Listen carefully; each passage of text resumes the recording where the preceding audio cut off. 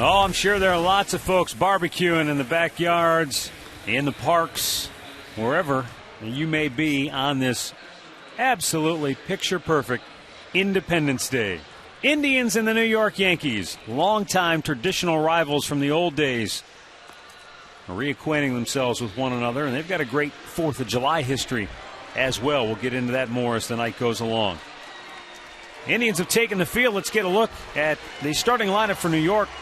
For manager Joe Girardi, Derek Jeter off the DL and in the lineup leading off. Then it's Granderson and Teixeira, followed by A-Rod, Robinson Cano, Nick Swisher, Jorge Posada, Russell Martin, and Brett Gardner hitting ninth.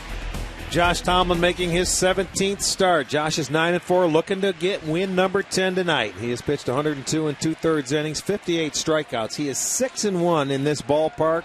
And his very first start came about a year ago against the New York Yankees, and it was a dandy. 7 innings, 3 hits, and he gave up 1 run.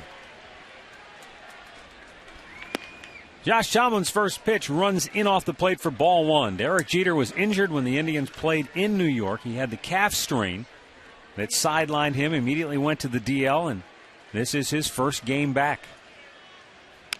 Slow tapper, hit toward third. Lonnie Chisenhall can't come up with it. And Jeter is aboard. I think right there Chisenhall tried to peek a little bit and didn't look that ball into his glove. He had time. And, boy, I'll tell you what, you take a tester if you're Derek Jeter just coming off the DL. And he had a calf strain, and you can see where Chisenhall peaked a little too early. It'll go as an error. But he got out of the box very well, got down the line. It'll go as an error. And it will bring up Curtis Granderson.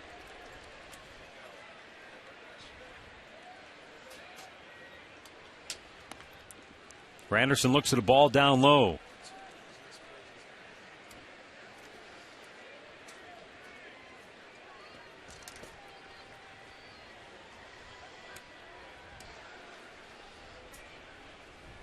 Tomlin deals. And it's 2-0 to Granderson. Derek Jeter with 7 steals on the year, but just coming back from that injury, you don't expect him to be taken off. I certainly do not. He's not even taking a big lead. He's just sitting out over there. Maybe on a full count or something like that, to start the runner, but he's not. I don't think they would test him this early.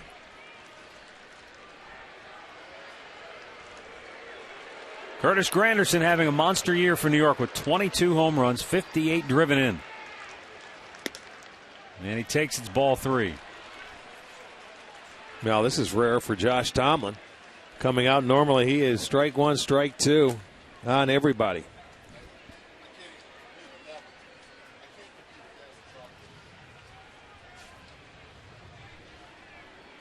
And he missed up high, ball 4. So the first 2 Yankees reach to start the game. Let's take a look at the Indians' defense, brought to you by Pat O'Brien Chevrolet, saluting the men and women defending our country and watching on the Armed Forces Network. Brantley is in left, Sizemore in center, Kearns is in right, Chisenhall at third, Asdrubal at short, Orlando at second, Duncan is at first, Santana is behind the plate. Mike Estabrook is calling the balls and strikes. Jeff Nelson, Marty Foster, Bill Welke on the bags. Shift on for Mark Teixeira, 3 on the right side. And there's a strike. Teixeira has hit 25 home runs this year for New York. He's driven in 65 runs.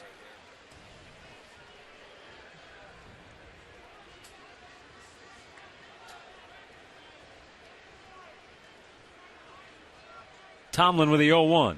And it's a little bit inside to even the count. Well, you would think this is a half an hour earlier start time, and it looks like it may have a little effect with the pitcher still in the sunshine, hitter in the shade.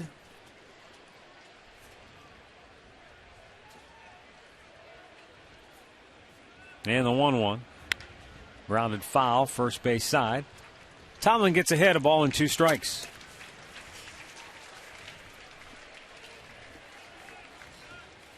Now Mark Teixeira having a big year offensively, despite the fact he's hit just .243 for average.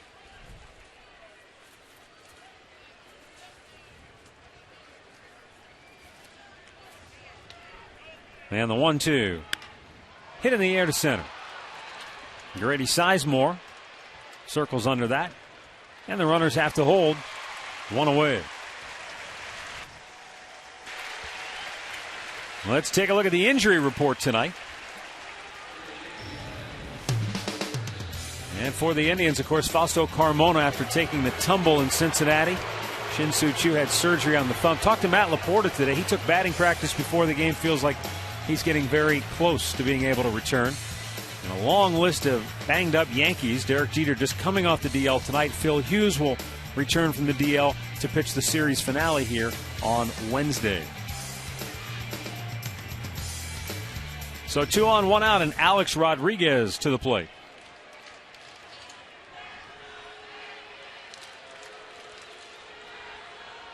And Tomlin fires. A-Rod went fishing. Chased it for strike 1. See, I was wondering if the Yankees were going to try and get aggressive, knowing that they faced him in New York and he will be aggressive in the strike zone. This is a very patient club. They lead the league in walks.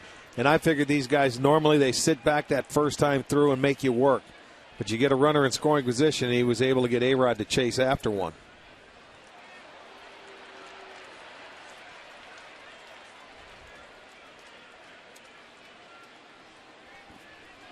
Joe Girardi in his 4th season at the helm.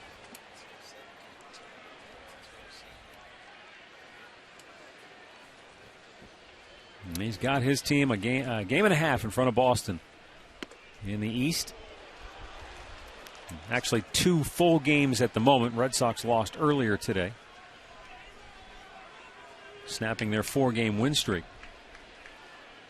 Toronto was out to a big early lead and had to hold on at the end.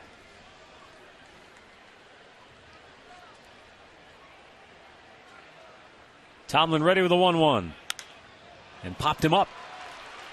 Out goes Orlando Cabrera. He's there and he grabs it. 2 down. That's a day with the wind blowing in where the second baseman can go out and get to that a little easier than if the wind's blowing out. That's exactly right. And after that pitch inside, he's able to get him to reach for a ball. Little slider or cutter away that goes off the end. He couldn't get any good part of the wood on it, so he pops it up. And you're right, with the wind is blowing in, and it's surprising. Normally when it's this warm, it blows out, but easy fly ball to second base and Orlando Cabrera for out number 2. That flag blowing straight in, as you can see, coming in off the lake, but very pleasant. 79 degrees at game time.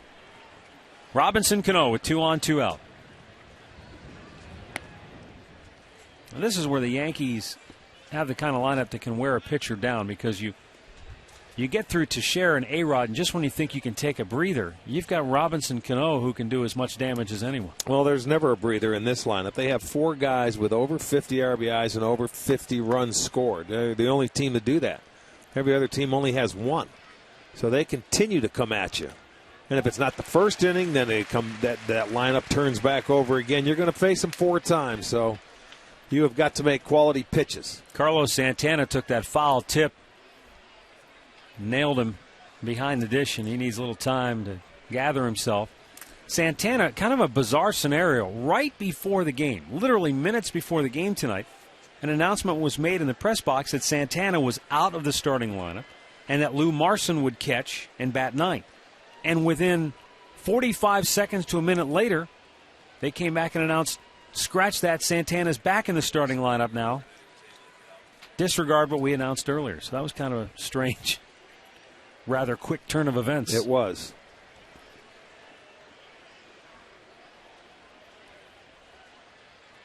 But Carlos appears to be fine.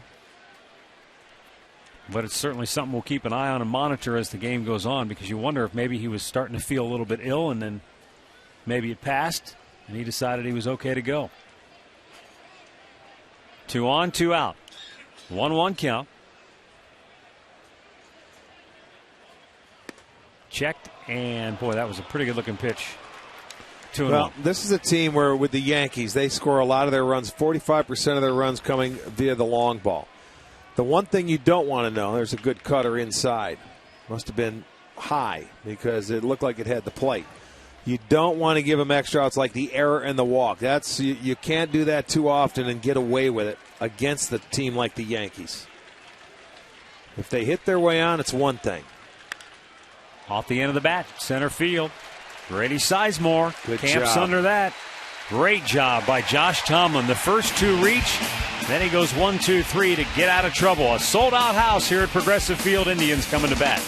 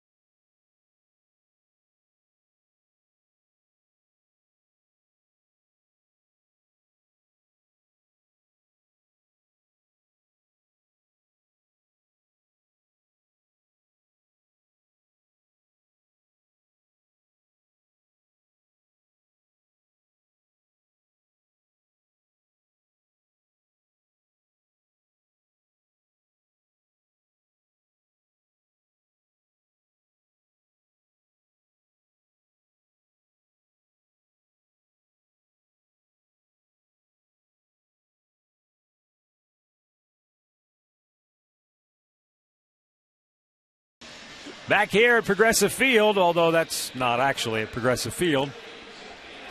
No, it's not. That was Rick Manning earlier today, coming to work down the Cuyahoga River. Don't tell them that. They'll see the numbers on my boat. All right, Indians coming to bat here in the bottom of the first against A.J. Burnett. And Manny Acta's starting nine is presented by Progressive Insurance, proud to be the official auto insurance provider of the Cleveland Indians. Michael Brantley is Drupal Cabrera and Travis Hafner at the top. Good to see Pronk back in the lineup. Carlos Santana, Grady Sizemore, Orlando Cabrera in the middle. Then it's Lonnie Chisenhall, Shelley Duncan, and Austin Kearns. A.J. Burnett, the starter for the Yankees.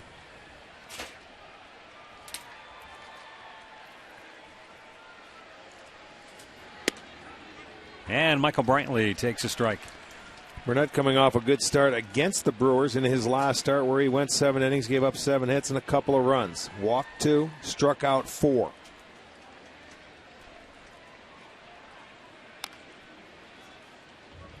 This guy, when he is on, Matt, he can be awfully tough to hit. Doesn't give up a lot of hits, but occasionally he can get out of whack with his mechanics, and he can spin on the baseball, and it's tough for him to throw that curveball. You'll see a lot of wild pitches.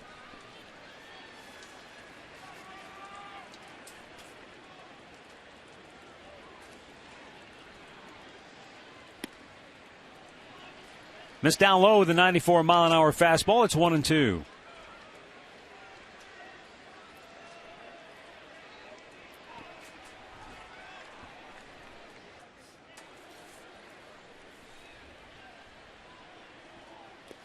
Downstairs, you see Burnett has that slight turn in his delivery where he almost shows his number to the hitter right before he comes to home plate. That's the pitch you want to lay off of if you're an Indian hitter, if you can do it, that curveball. If he's throwing it for strikes, you're in trouble. It's going to be a long day for you. But if you can lay off of that pitch and make him throw it for strikes. When we were in New York, he had a great curveball that day. Yeah, he did. He was tough. And Brantley's out looking to start the ball game. Let's check out the Home Depot defense for the New York Yankees. It's Gardner in left, Granderson in center, Swisher is in right. The A-Rod at third, Jeter at short, Cano at second, Teixeira at first, Martin is behind the plate. More savings, more doing. That's the power of Home Depot. There you look. 18th start for Burnett, 8-6, 106 innings, 85 punch-outs. Way outside to his Drupal Cabrera, who has homered 14 times. He's driven in 49. to go along with 21 doubles.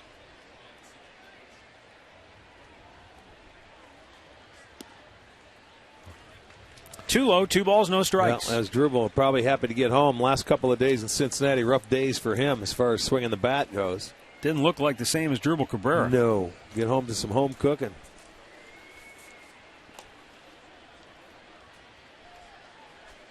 The 2-0 pitch. Off the end of the bat, That's but it's perfectly placed about. into right field. A 1-out single for Drupal Cabrera. The friendly confines. Yeah, he went 2 for 13 in that Red Series, but all told, 9 for 36 on the road trip. Well, and that's what you do. This one a little off the end of the bat, but, you get home, he's hitting .318 at home this year, and it just feels good to get in that batter's box where you're very comfortable. Stops an 0 for 6 for Cabrera. And it brings up Travis Hafner, who had a pinch hit single yesterday, drove in a run. But he's just happy to know that he's going to be back in the lineup getting 4 at-bats every game now. Isn't that the truth? Only 5 at-bats with a walk on that trip. He was 2 for 5, but, man, when you're used to getting 4 at-bats a day. That brings us to our great clip of the game from yesterday in Cincinnati. This is one of those hits that you talked about that he had on the road trip. And that was a big hit at the time because the Indians were playing catch-up, and he drives in a run. Scoring Shelley Duncan. Relax, you are at Great Clips. That made it a 7-5 ball game right there. Hafner's hit in 11 of his last 16 games. The toughest part of the whole trip was, Hafner wasn't going to play first base or put a glove on, and he was only going to pinch hit, and you lost Chu on the very first game, Friday night. So you take him out of that lineup, and you only have Hafner for pinch hitting duties. That was remarkable what they did after they got swept the first 3 games by San Francisco. They were able to come back, win the series in Arizona 2 out of 3, and win the series in Cincinnati. I'll tell you what, that's grinding away. That ended up being a very good road trip, I think. No doubt about it.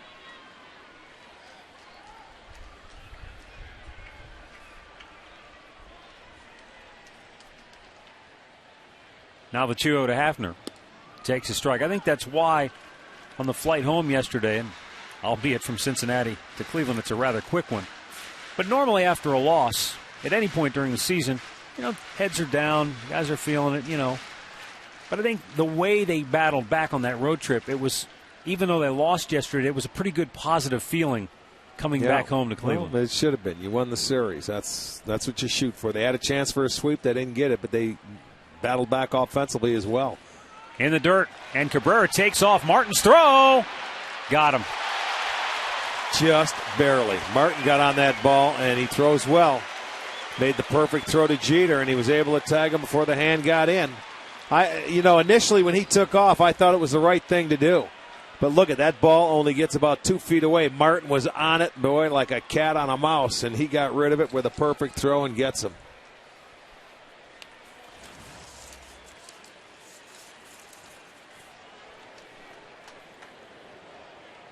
That was about as close to a perfect strike as you can throw. Well, there's another belt. We got to put that on the list. He went in head first. It's number 4 this year. He doesn't put notches in his belts. He puts belts in his notches. Hafner draws the walk. And a 2-out base runner now for Carlos Santana.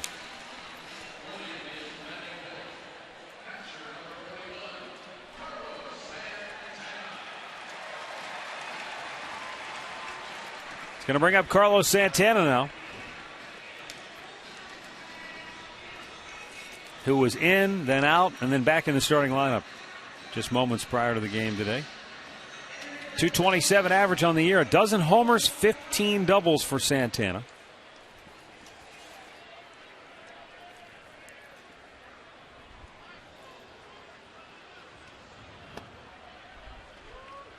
Down low, a ball, no strikes. Santana. He's one guy who really enjoys interleague play. A career .278 hitter now. In his 2 seasons in interleague action in 35 games, he has 27 ribbies, 9 homers, and 10 doubles. 2 balls, no strikes as the pitch missed outside.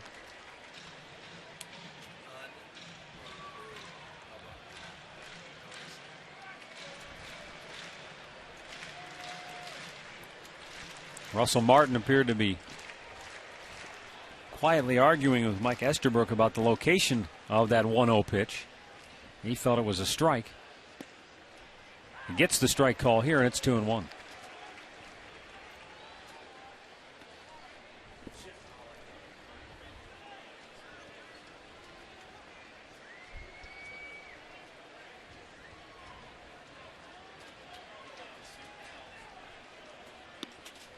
Up too high, 3 balls and a strike. Look at and Burnett now Burnett is arguing. Yeah, well, you so see. Now you've got both catcher and pitcher bickering with Estabrook, and he's had just about enough. You know what's funny? Here comes, now they're arguing balls and strikes. You can't do that, first of all. And he's telling them, look, it looks like on the 2-0 pitch, he got a break anyway for a makeup call.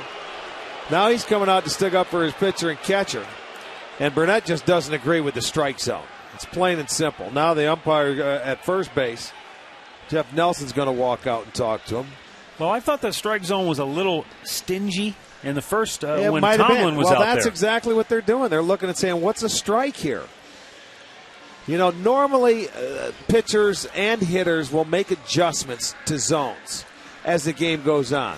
There's one. He felt it was on the plate and it wasn't too high, obviously. Look at him. Where is it? What, are you kidding me? He's looking at his catcher. He really didn't say anything. He just wanted to know, let me know what's a strike. And, you know, his catcher's going to do that too. But you're right. Tomlin threw a pitch in there. If this is going to be a hitter's strike zone tonight like it looks like it is, it could be a long night.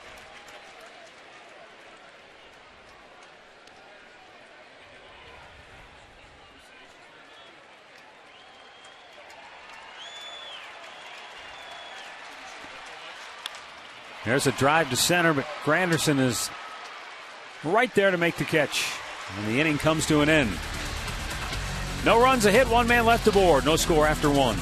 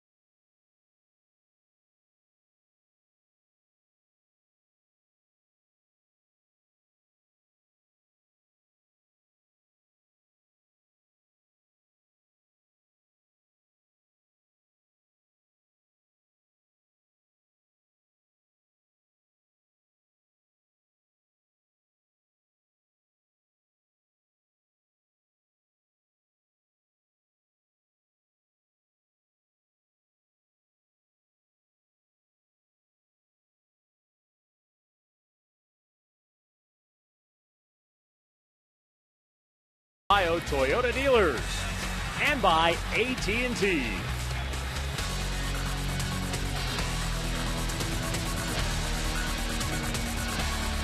Can't ask for a much better day in downtown Cleveland and throughout northeastern Ohio. Plenty of sunshine and really wasn't too hot. You didn't have much humidity to deal with. It's just gorgeous.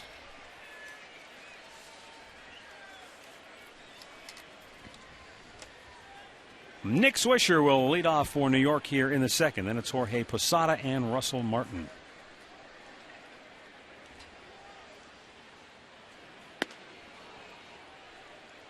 Swisher, a .248 hitter. 10 homers, 45 driven in.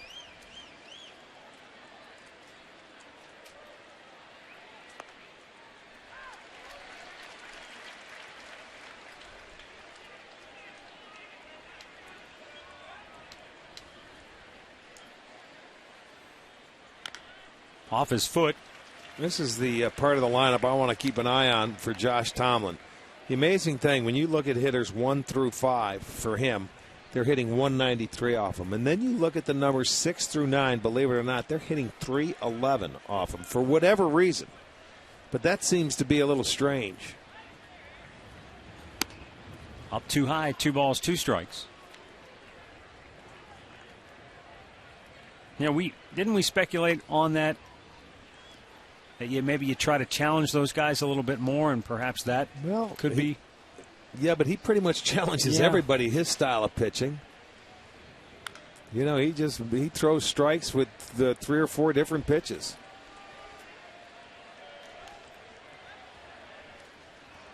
And every year there are those stats that kind of have you scratch your head and you really can't figure them out. Now the 2-2. That's the way it's going to be all night. This guy's strike zone is going to be very small. Well, and that's probably one of the toughest pitches to get called to strike are the pitches on the inside part of the plate. You see how Santana's glove did come down. He tried to bring it back and frame it. That's a tough pitch to get called anyway. Swisher's out looking on that pitch. And now he's got them both talking to themselves, hitter and pitcher.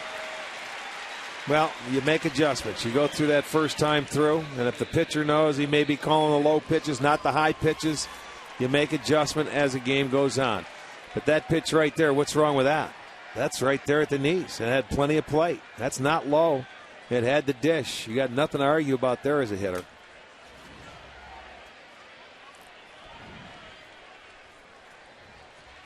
Mike Estabrook right now, he's in the crosshairs with everybody. Well, that's all right. The one thing he's going to have to do is just stay consistent. You can't worry about guys complaining. Because they will adjust, as you said, as long as you stay. The adjustment. You just stay right where you're at, and the hitter and pitcher will both make the adjustment.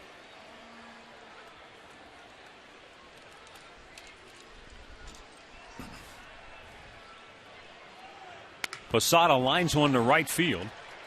Austin Kearns had him played perfectly. 2 down.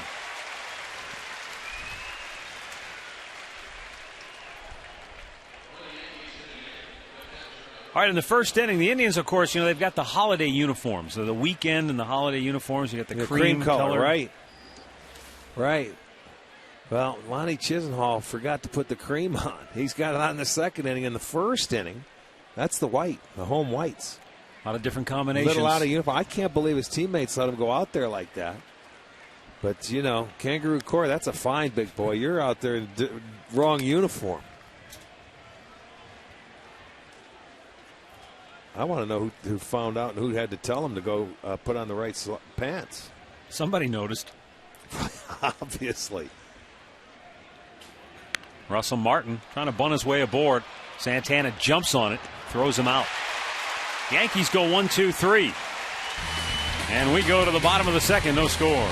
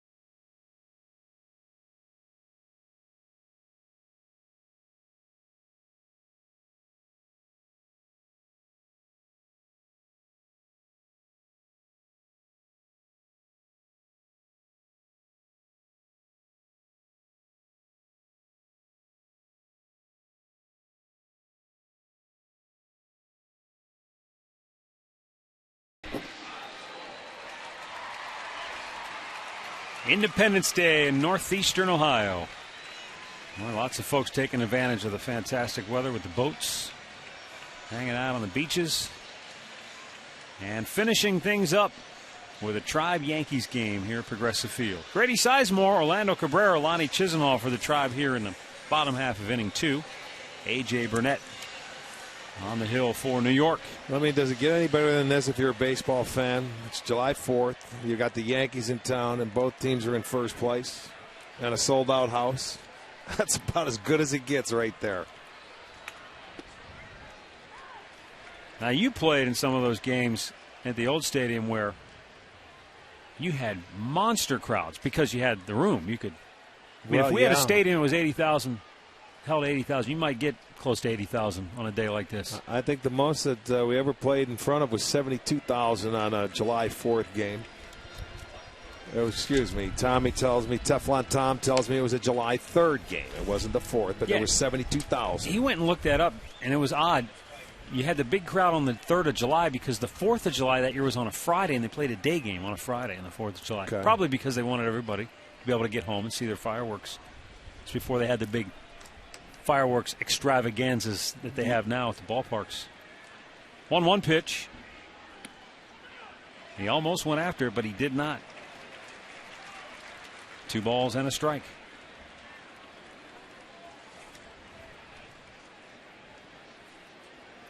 Grady, 8 homers, 24 driven in, 18 doubles on the year.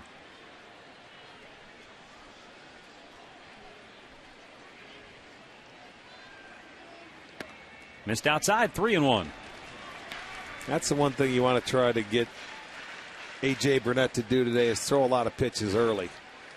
If you can. Work him deep in the count. I want to see what pitch he has to go to when you get into hitters' counts. Line towards center. But Granderson able to make the catch. Out number 1. Well, that's what you look for right there. How about a little 4th of July trivia?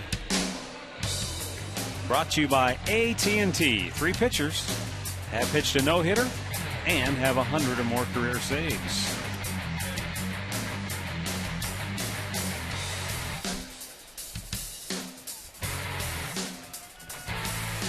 Okay. Orlando Cabrera takes a look at a strike 1. Last 14 games, Orlando Cabrera has batted .360. And the last time the Indians faced these Yankees in New York, Orlando Cabrera reached his milestone of 2,000 career hits on June 12th. That hit off Freddie Garcia.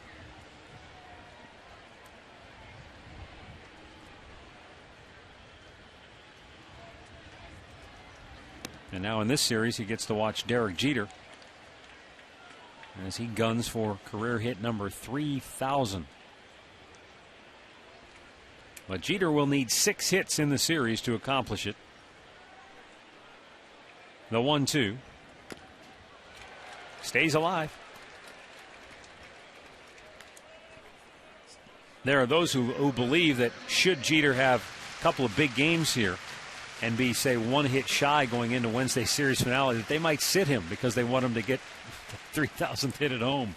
Well, he'd have, you get 6 hits in 3 games, you're working it. And he's just coming back after missing 3 weeks. So in the dirt, 2-2. You can almost see why they want him to get it in Yankee Stadium. Sure, you would. He'd be the first Yankee to get 3,000 hits. Yep. You told me they never had a 3,000 hit in old Yankee Stadium, From and obviously even new. No. Yeah. So I could see why they would do that. Ground ball right at the second baseman, Cano. 2 down.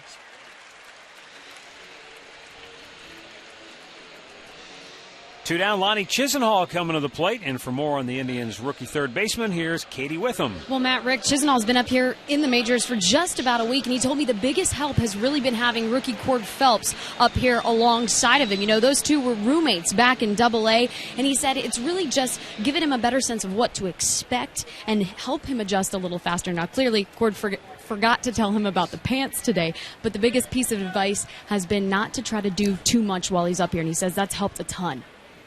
It certainly helps when you dress the right way, though. You just need a butler, that's all.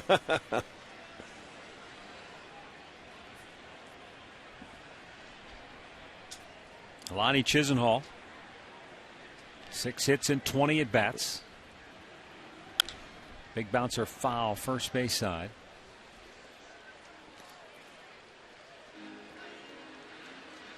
Well, it does help too when you get to the big leagues and you have somebody that you came up through the minor leagues with. Makes you feel much more at home.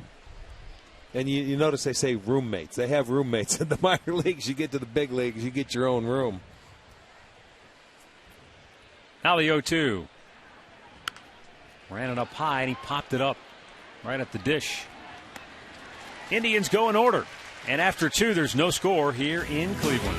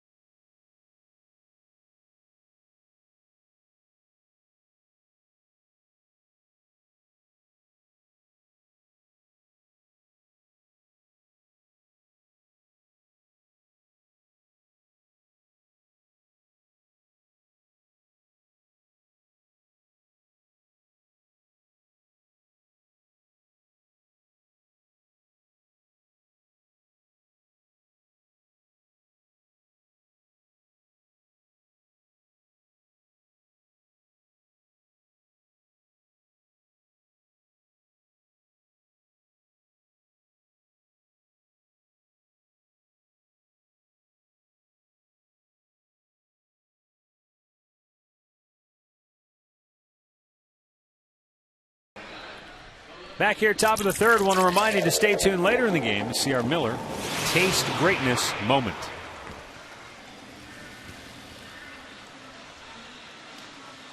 Divided we stand, Yankees, Indians fans. Yeah, they're never really going to be hugging and. Well, there are a ton of Yankees fans out there, and they are a big draw when they come on the road. Just about anywhere. Yeah, it doesn't matter where. It's always fun to have them in, but it's always fun to beat them, too, when you can. And Brett Gardner takes a strike over the outside corner, hitting .270 on the year.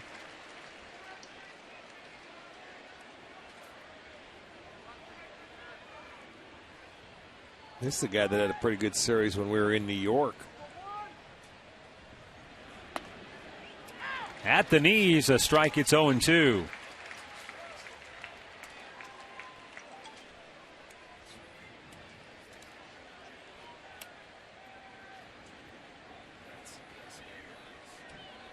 You can see the 4 games there, 7 for 15. And I remember in that game where A.J. Burnett pitched that 1-0 game, he had 3 hits in the game already, and he tried to bunt with 2 strikes. And remember, he bunted that foul and struck out, and that was leading off the 7th inning. That was the Monday game. Almost like he tried to outsmart everybody, including himself. Well, he did, because they ended up getting him out. But, I mean, he had a great game. Had 3 hits prior to that. Well, that's called a ball. That looked like a pretty good pitch itself. 1-2 the count.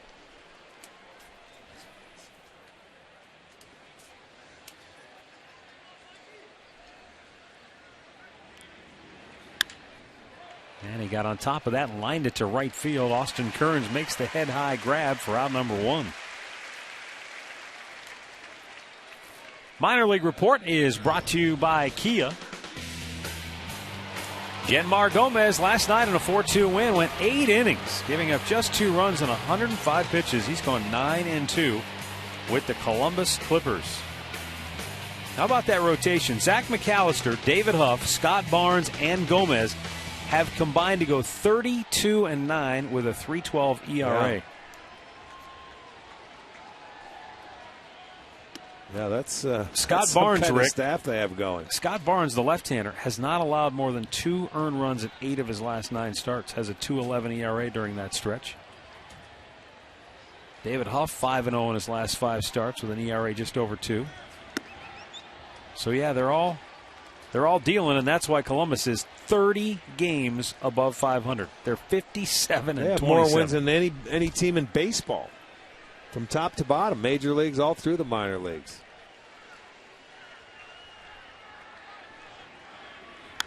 2-0 pitch popped in the air. Kearns and Sizemore converge. Grady says, "I'll take it." He does. 2 down. Well, fill the house for charity. That'll be Wednesday. The Tribe will take on the Yankees, closing out that series. 7:05 start, and $1 from every ticket sold will be donated to the United Way of Greater Cleveland. Get your tickets at Indians.com, and remember, buy your tickets in advance for great savings.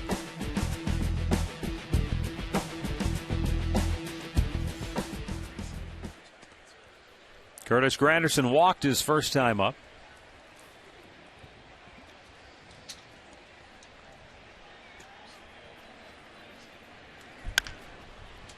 Driven foul up the first base side.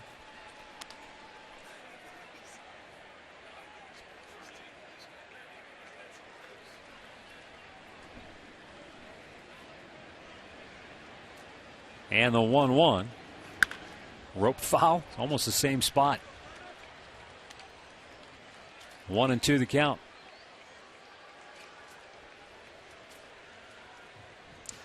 Well, Curtis Granderson having a great year in that number 2 hole for the Yankees, leading the league in runs scored. Plus, power. Don't get upset. It's going to be like that all night. You can hear the groans from the crowd. Yeah, it was outside. The 2-2. He reached for it. The flip is on the money, and the Yanks go in order again, and that's 9 in a row retired by Josh Tomlin.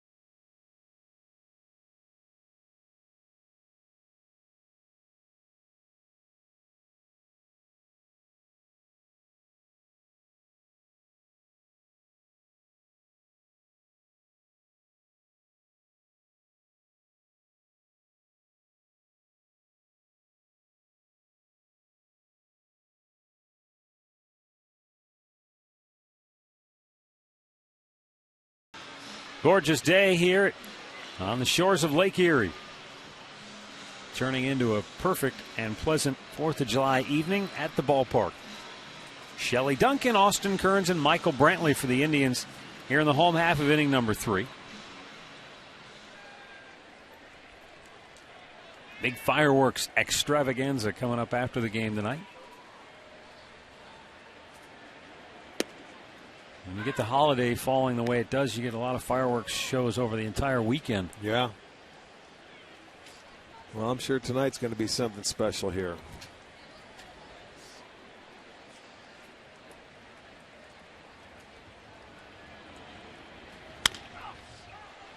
Big bouncer towards short. Derek Jeter off balance throw gets Duncan one down.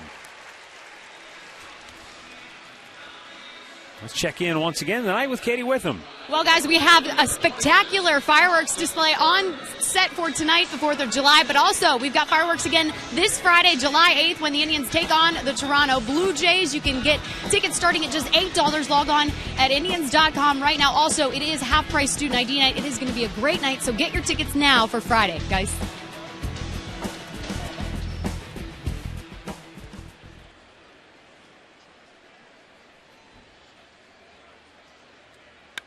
There's a long fly ball, deep left field. Gardner is back onto the track, and he will make the catch. 2 down.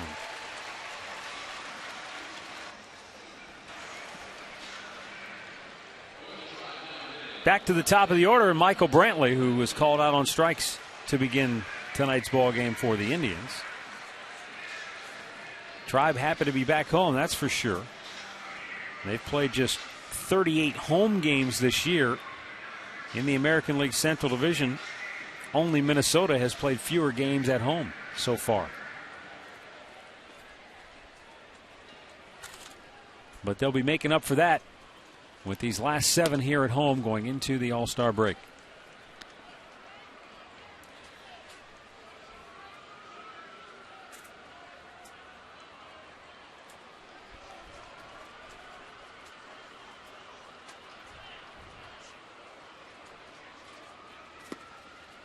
Brantley looks at a strike outside edge.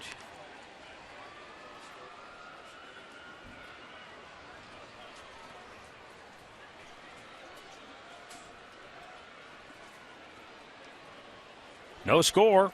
Home half of the third. 2 down. Bases empty in the 1-1. Michael almost chased after it, but holds up. Tips the count back into his favor.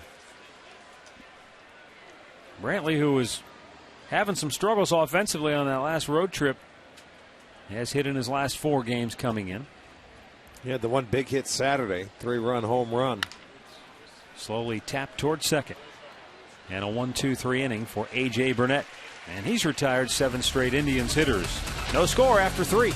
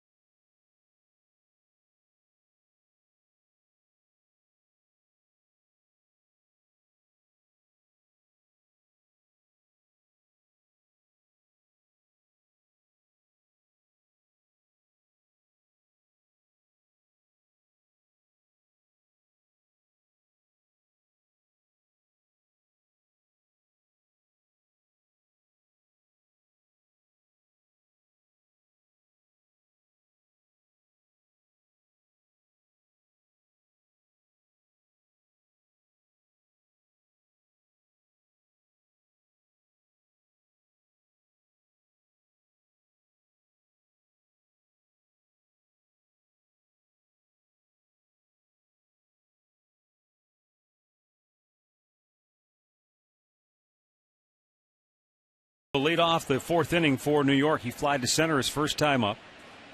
Breaking ball downstairs. 42 pitches for Josh Tomlin. 24 of those have been strikes. He's had them out on the front foot a few times, hitting balls weakly to the outfield. That ball's popped up again.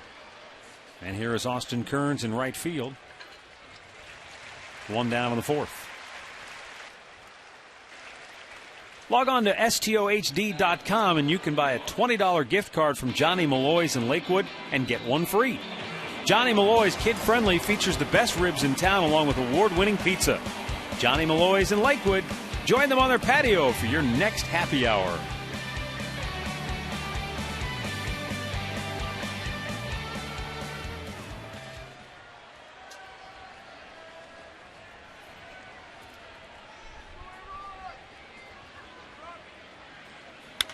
Bounce toward third. Lonnie Chisenhall slings it over, 2 down.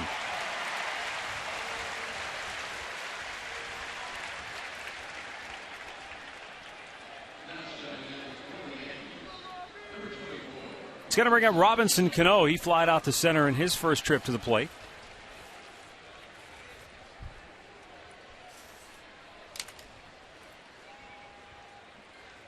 He'll start his second straight American League All-Star game.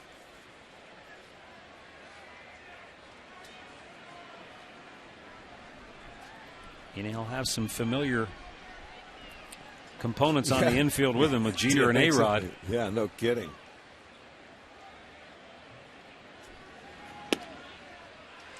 And a strike call to Robinson Cano.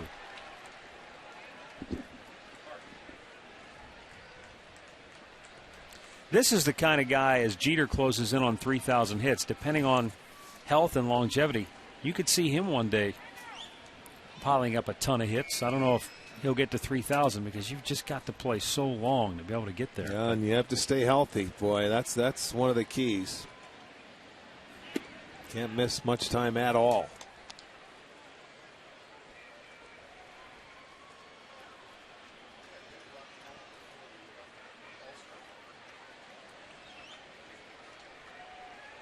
But, you know, he's the kind of guy, you get 200 hits a year like he's done in back-to-back years. You can pile them up in a hurry. 204 in 09, 200 exactly last year. First Yankees second baseman ever to record back-to-back 200-hit seasons, and the first in the majors to do it since our buddy Carlos Baerga did it in the early 90s.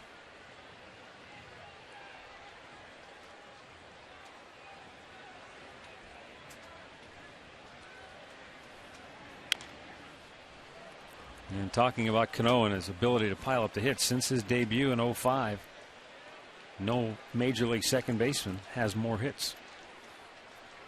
He has such a good swing, and he stays, you know, inside the baseball. He never gets very large with that swing, and he generates terrific bat speed. Now the 2-2 from Tomlin. Got him. Josh Tomlin ate him up that time. Second strikeout for Josh, and he just continues to carve up these Yankee hitters.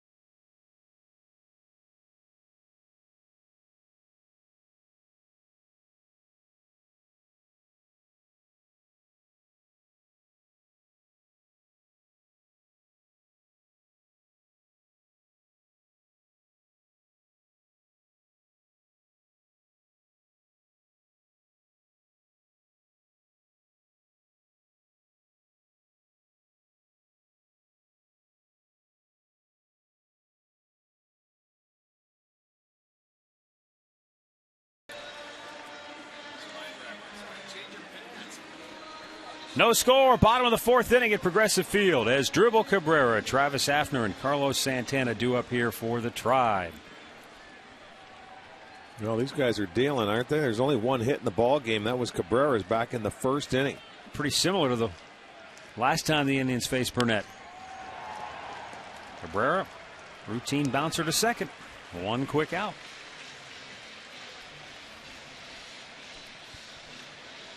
Send along some birthday wishes. Margaret Rail of Hamden, Ohio is 97 today. Margaret, happy birthday. Gene Williams of Port Clinton is 85. Sherry Callahan of Chesapeake, Virginia is turning 50. The big 5-0. Troy Williams Spikes of Findlay is 41. And Justin Christ of North Homestead is turning 8 today. Happy birthday to each and every one of you.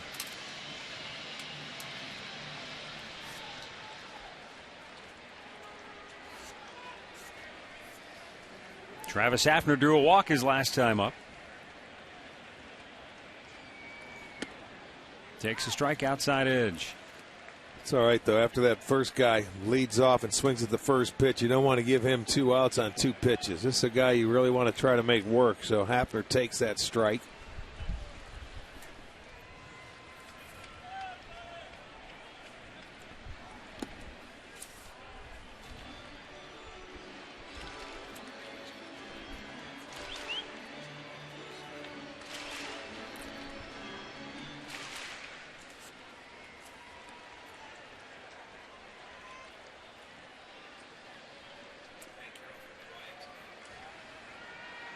Now the 1-1.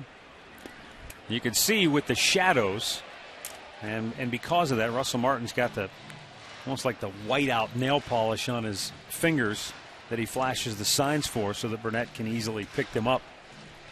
And he pointed out he's in the direct sunlight, but he's looking into the catcher who's encased in shade behind the plate. So watch when he goes to flash the signs, you can see he's got those fingertips brightly painted. Looks good. Flavor of the week. 2 balls, 2 strikes. Some catchers will tape their fingers up so you can see it, and other catchers will paint the nails or get their manicures however they want to do it. Almost like a knuckleballer will take such good care of his, well, he has to, or a knuckleballer, keep your fingernails strong. The 2-2.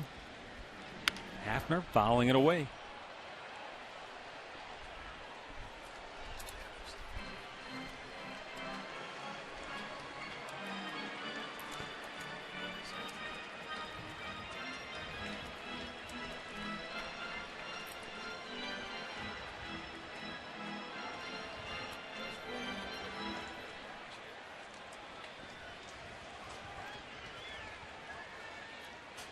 And the 2-2. Full count. He's had Hafner doing a little dancing in that box, hasn't he? When you go in there, you got to go in there hard and don't let him hit anything, and he just knocked him out of his toe hold. That's not a bad pitch. See if he comes back with his curveball. He threw him a couple of breaking balls. Travis fouled one off that he caught a hanger on earlier. Coming fastball in. There comes the curveball. Payoff pitch. And hanging in there. Hafner looks frustrated with himself. No, that's the one thing you try to do. If you can get a piece of that good curveball and stay alive until hopefully you maybe get another fastball here, and he makes a mistake with it.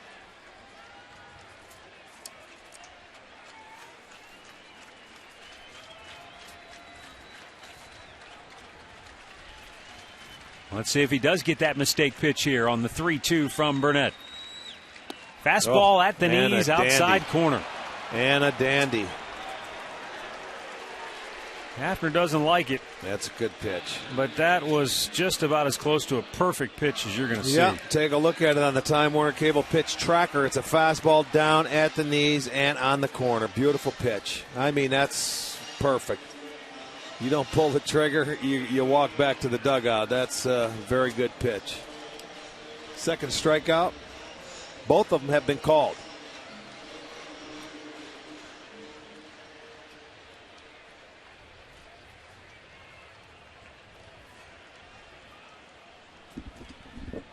Santana squared to bunt.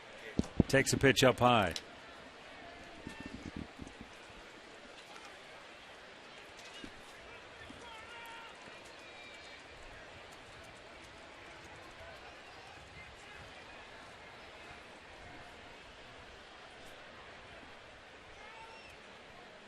Carlos fly to center in his first at bat. It was during that at bat that Burnett and Russell Martin both took issue with some of the non-strike calls by home plate umpire Mike Estabrook, and Santana had the count in his favor with a runner aboard and then flied out to end the inning. And since then, it's been smooth sailing for Burnett. He's retired 9 in a row. Oh, what a play by Teixeira. I don't know how he came up with that. A spectacular defensive gem by the Yankees first baseman. He takes at least a hit, if not extra bags, away from Carlos Santana.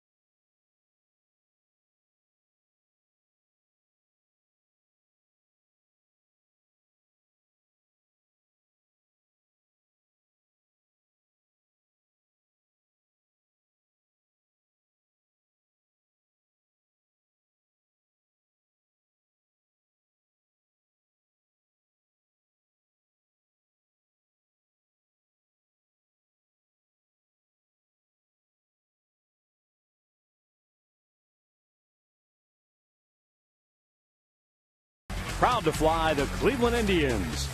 By your Northern Ohio Hyundai dealers, it's time to join the Hyundai movement. And by Panini's.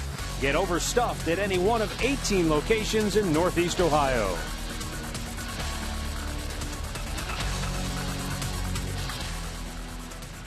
Well, this Independence Day here at Progressive Field has turned into a standoff between A.J. Burnett and Josh Tomlin.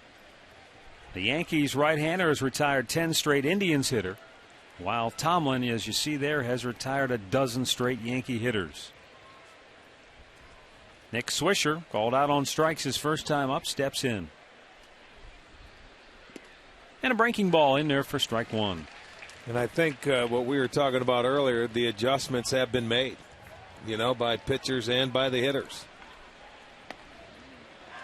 And now Swisher still not happy. Well, there's that adjustment right. He had a problem with him first time up. He quietly just steps back and speaks his piece, and he has a legitimate beef there. That ball looked like it was outside.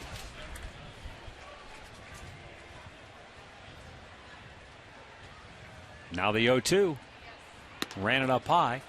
I mean, Mike Estabrook's a young umpire, but he might just be sending word to Nick Swisher. It's like, if you're going to keep complaining, I'll keep calling him. Fouled out of play.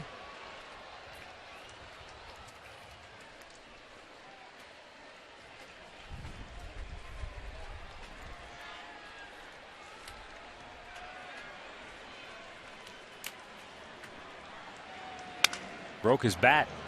And Shelley Duncan crumbles to the ground, but a nice flip. One away. Let's send it back to the studios right now for an in-game update with Al Pulowski. All right, Matt, Rick, let's go to Chicago where Kansas City's taking on the White Sox in the top of the first inning. Jeff Francoeur launches his 12th home run of the season. It's a 2-run shot. KC takes a 2-0 lead. They're now in the bottom of the second inning at U.S. Cellular Field. Back to you, Matt. Okay, thanks, Al. Chicago began the day 3.5 games in back of the Indians in third place. Kansas City, 50 losses on the year, 11 games out. There's only one team with more losses this year than Kansas City, and that's the Houston Astros, who have the worst record in baseball at 29-56. Now, I didn't think Kansas City was going to be necessarily beaten down the door to a playoff spot this year, but I thought they'd be better than what they've shown so far. Well, that first month they got off to a pretty good start, and a lot of it had to do with offensive numbers. But you called it back in April when we were in Kansas City. You said, I just don't know if their starting pitching and their bullpen is going to be good enough. They had a lot of young arms and inexperienced arms in that bullpen, and you said that might be their Achilles heel. And they're breaking in a lot of young players. Well, you just never know what to expect when so many young pitchers are out there, especially in the bullpen. They had they had all rookies but one. Joaquim Soria was the only one they didn't have as a rookie. Back when we played him earlier. Yeah. You know, we faced him early in the year. Seems like we haven't seen him in forever. I'm going to see a lot of the Central Division in the second half. Now the 2-2. Bloop toward left. But right there to make the catch is Michael Brantley. 2 gone in the 5th.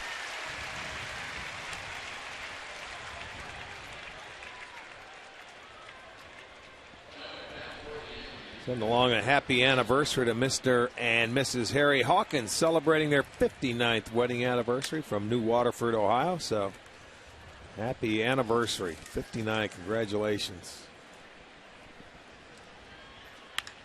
Russell Martin lines it to Orlando Cabrera. And the Yankees go 1-2-3 yet again. 15 straight set down by Tomlin.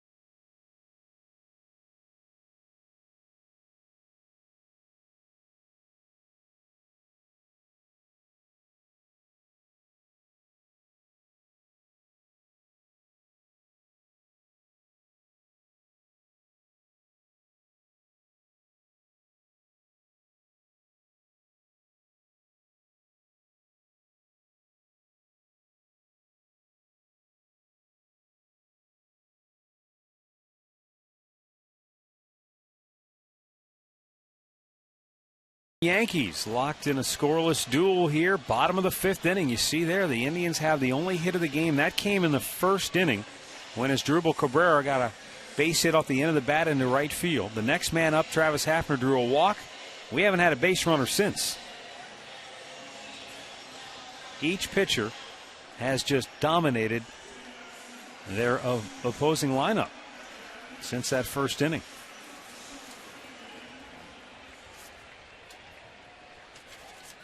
Grady Sizemore lined out to center. his first time up.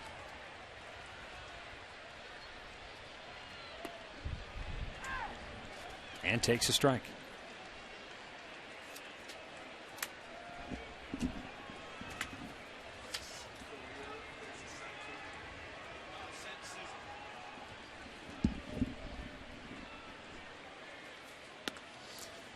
A.J. Burnett has made 6 starts against the Central. This is number 7 coming in, and he is 2-3, but his ERA is at 2.21, so he's pitched very well. But the Yankees as a team, they're only 1 game over. They're 11-10 against Central Division foes. They've really made hay in the interleague play and also against the American League West, where they had 13-5 records against both the National League and the Western Division. Our scoreboard update brought to you by your Northern Ohio Ford dealers and the all-new 2012 Ford Focus. Ford, drive one. Little tapper foul over toward the Yankee dugout. And the count evens at 2-2.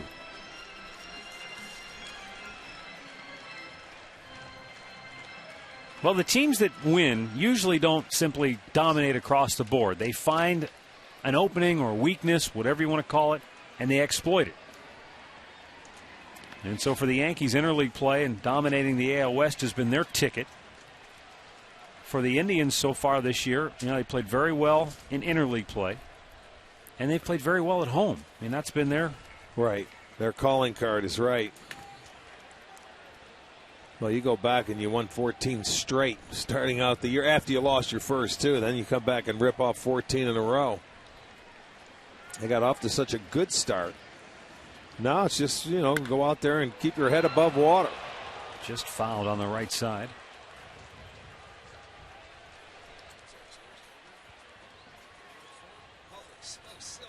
Now you look over in the National League, and you've got a couple of teams who are just dominating at home. Philadelphia's 32-14 at Citizens Bank Ballpark. In Milwaukee, tied with St. Louis in the Central, 29-11 home.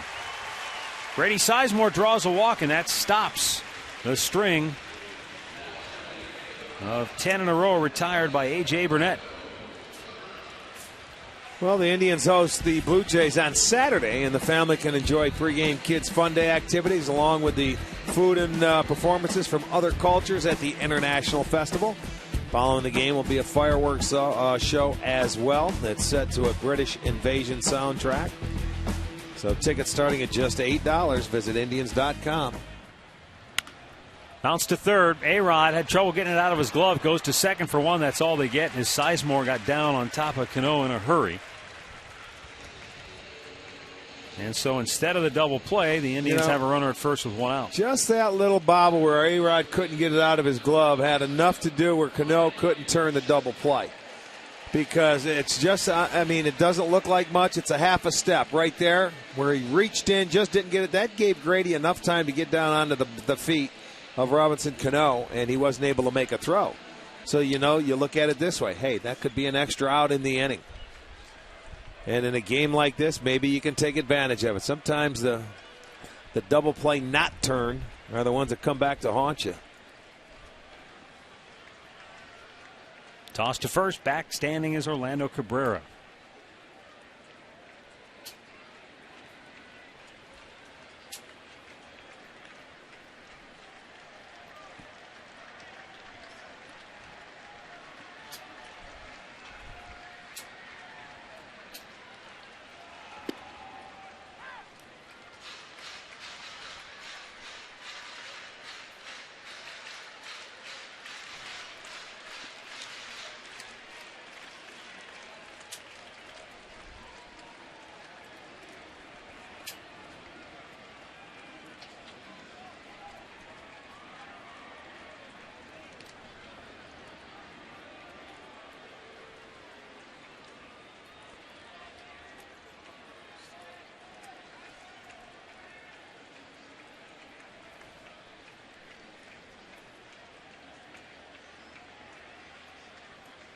The 0-1.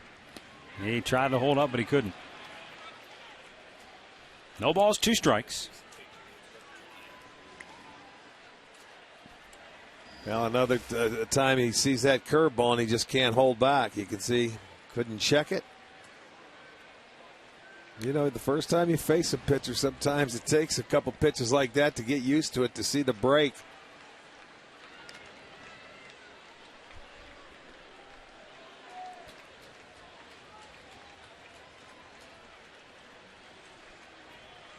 It's the name of the game is adjustments. 2-strike pitch. Downstairs, able to lay off. There you go. You get the 2 strikes, you need to lay off of it. You see, I mean, the major league pitchers, they will exploit they think you're going to swing at that pitch. You go after it, they'll come right back and do it again. Now, once you prove you lay off, you may get other pitches. The last time they had him down on the count, they ran a fastball up out of the strike zone, and he chased after it and popped it straight up in the air for a foul out. Well, they could do the same thing here after throwing curveball down. That's what they tried. And he lays off. Makes the adjustment, as you say. So now you get yourself back into the count. You're 2-2. Now you just refocus and look for the baseball again and try and put it in play. Not sitting any specific pitch. Coming back with the hook, though. 2-2. Got him looking. Estabrook rings up Chisenhall. Third strikeout for A.J. Burnett. 2 down here in the 5th. Yeah, and all to the left-handed hitters, and all have been called. But this time he's not going to bounce the hook. He's going to throw it for a strike. And he just doesn't pull the trigger. He thought he was going to go downstairs with it one more time, but he hits the strike zone, and he is called out.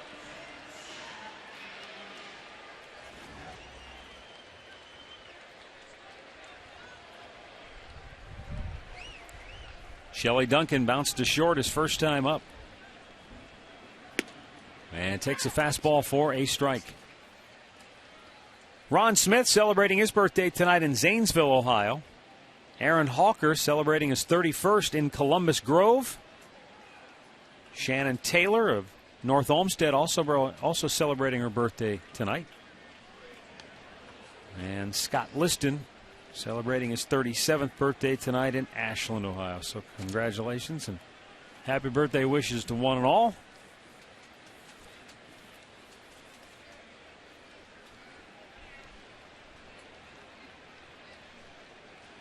Orlando Cabrera taking his lead at first. He's drawn some interest from Burnett, and another throw over.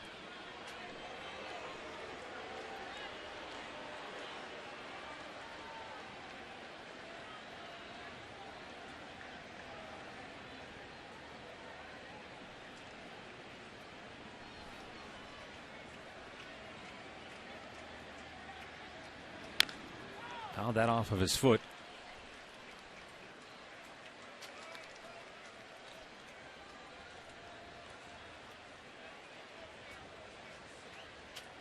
Toronto beat Boston earlier 9-7, a slugfest as the Blue Jays out-hit Boston 13-11 in the game. Minnesota shut out Tampa 7-0, and Seattle beat Oakland 2-1.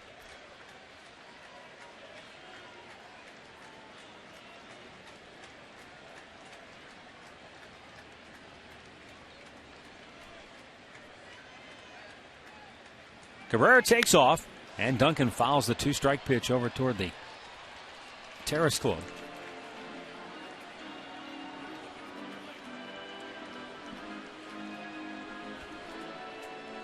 Shelley Duncan, who played for this Yankee organization.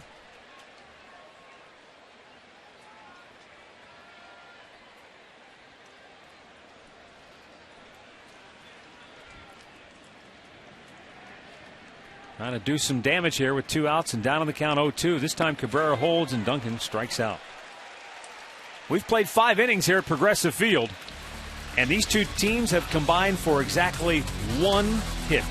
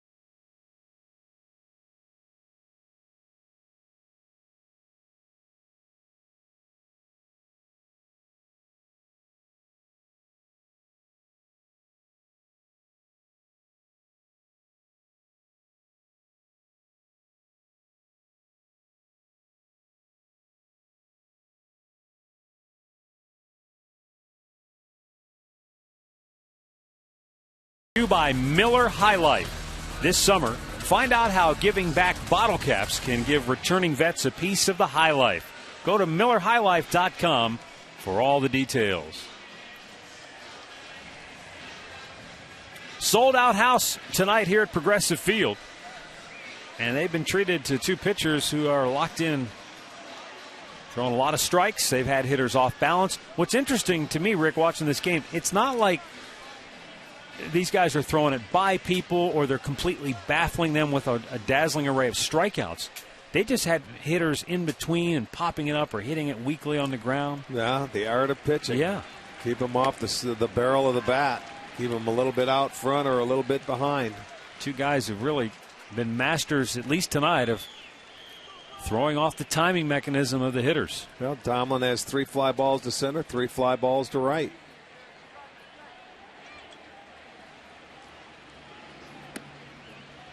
Brett Gardner, who lined out to right field his first time up, has the count even at 1-1.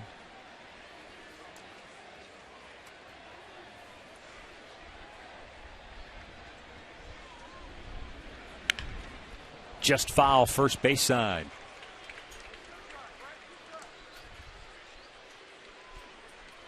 Now, one thing about Josh Tomlin, he has been about as consistent a pitcher as we have seen in a long, long time, as far as, from rookie to this, just his second year in the big leagues. Well, actually, it takes guys usually a while to get that level of consistency, and he seemed to have mastered it already. Down low, 2-2. His first major league start came last July against the Yankees right here. It was July 20th something. July 27th. July 27th. So actually, sure, this is going to be his second year in the big leagues, but actually his first full year when you look at it. That's a good way of looking at it, right? And he just continues to go out there and throw strikes and keep hitters off balance. He's got a feel for the game of pitching, changing speeds and never throwing the same pitch twice. And, as you go through the league, hitters will get used to you a little bit once they face you 3-4 times. But he's done a remarkable job. He goes out there and just continues to throw strikes. Keeps his pitch count down. Swung on and missed. He struck him out. That's 3 Ks for Tomlin. 1 down here in the 6th inning. 16 in a row now set down by Josh Tomlin. And he now has the record as far as we can go back and check. He's pitched at least 5 innings in each of his first 29 career appearances. Pretty amazing. Game recap brought to you by your Northern Ohio Toyota dealers. Wow, that's remarkable. Truly is, and Josh will tell you right there, he's looking for W's after his name. Slowly tapped to third. Lonnie Chisenhall fires it over. 2 down. Derek Jeter 0 for 3 tonight.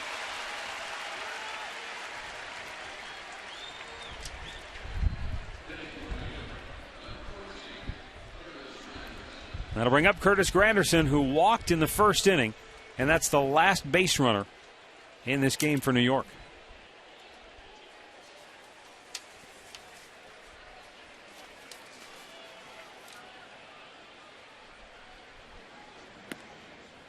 High for ball 1.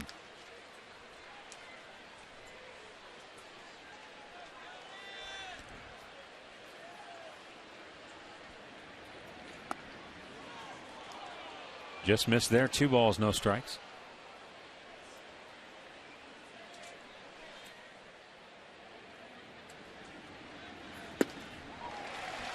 And Curtis Granderson took a big hack. Came up empty. 70 pitches now for Josh Tomlin tonight. 43 of those have been strikes. He didn't give in. He threw him a little cutter there. Fouled off. Well, what he and A.J. Burnett both have done a good job of tonight, and it's something we talked about yesterday in Cincinnati with Mitch Talbot. He has stayed out of the middle of the plate. Oh, yeah. I mean, even when you're behind in the count, they've been able to make quality pitches when they've been behind as pitchers. The 2-2. Got him looking. Tomlin continues to mow him down. 18 straight Yankee hitters have been retired by the Indians' right-hander.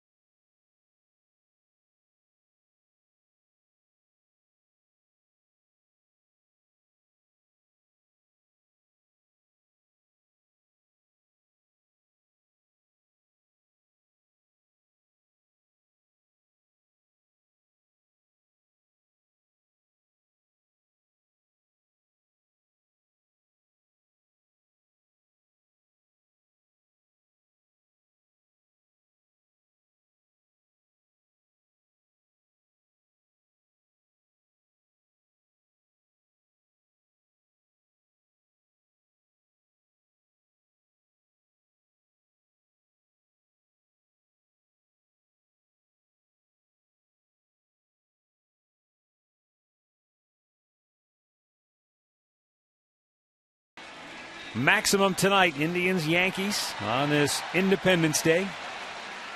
There are tickets remaining for both tomorrow and Wednesday's games. I guess there was some misinformation that might have been out there, folks thinking that the whole series was sold out. Just tonight's game sold out. So tickets remain for both tomorrow and for Wednesday. Lots of good seats still readily available. So if you're thinking about it or you were wondering, come on down. Lots of good baseball as well.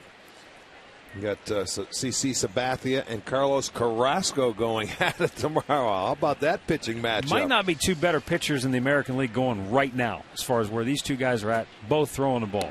Well, CC's got 11 wins, and we've watched Carlos just deal for about a month straight now. There is a guy named Justin Verlander out there, too, that we can't forget. But this kid has been dealing.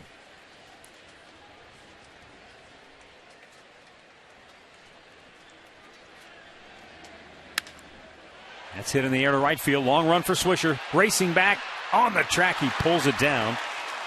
2 away. Austin Kearns might have the 2 hardest hit balls in this game, but both of them dying on the warning track tonight.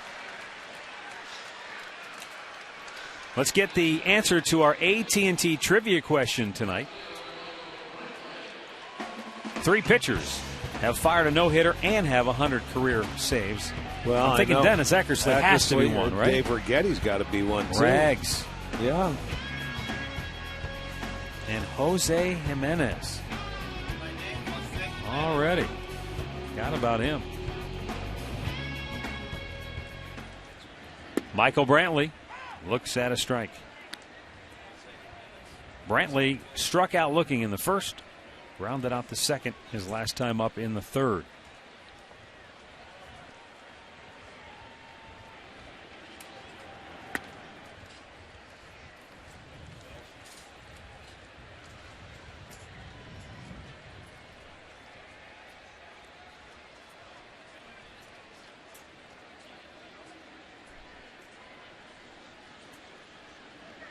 Almost hit him. Yeah. Well, I can't believe he got out of the way of it.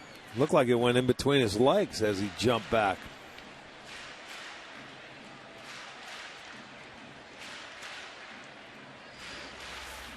Watch those feet get up and get out of the way. It was close. He's got some spiffy shoes there, doesn't he, Michael? Today, got the blue, the red laces. Well, it's July 4th, man. Yeah, he's going with the holiday apparel. I like it. Red, white, and blue.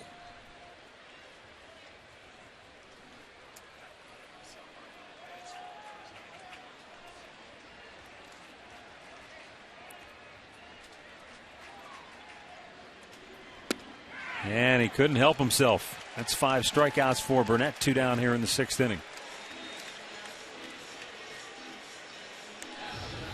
Time now for our Miller Taste Greatness moment on this date in 2006 here against the Yankees. The Indians absolutely demolished the Bronx Bombers. They beat them 19-1, one of the worst beatings they've ever experienced on this 4th of July holiday. And, you know, George Steinbrenner's birthday, 4th of July. Right. So Yes, it was. Yes, it is. the Yankees usually played pretty well, but not that day. As Dribble Cabrera 1 for 2, his single in the first, the only hit in this game. Quickly 0-2 the count.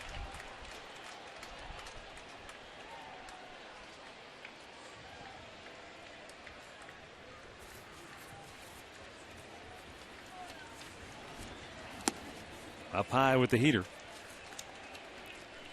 A.J. Burnett has had his moments at times this year, but we have seen him probably at his absolute best.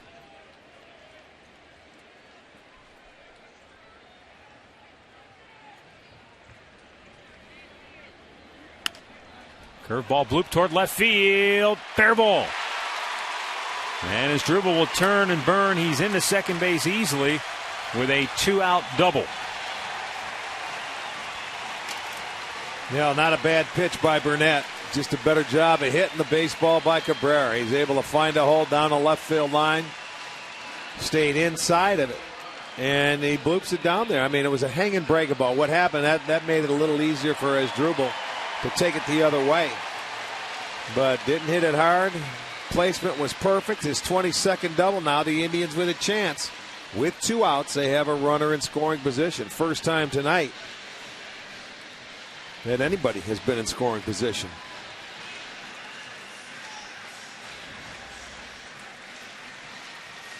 So Travis Hafner steps in. 0 for 1. He walked in the first, struck out his last time up. The Yankees have a quasi shift on for Hafner. We'll see if Burnett, I don't think he'll go at Hafner with the rookie Santana on deck, really. I think if he's going to be careful, it'll be right here in this at-bat with first base open. There are 2 outs. You may see a few curveballs coming his way.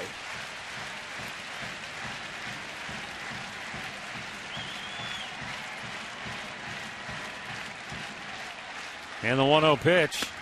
He went at him with a heater. Yeah, he did.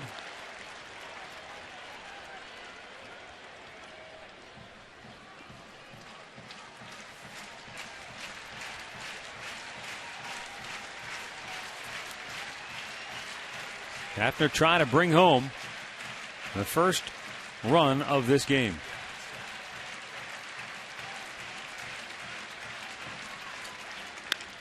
And there's a fly ball left field. Gardner will make the catch and the inning is over. No runs, a hit, 1 man left aboard. We go to the 7th, still no score.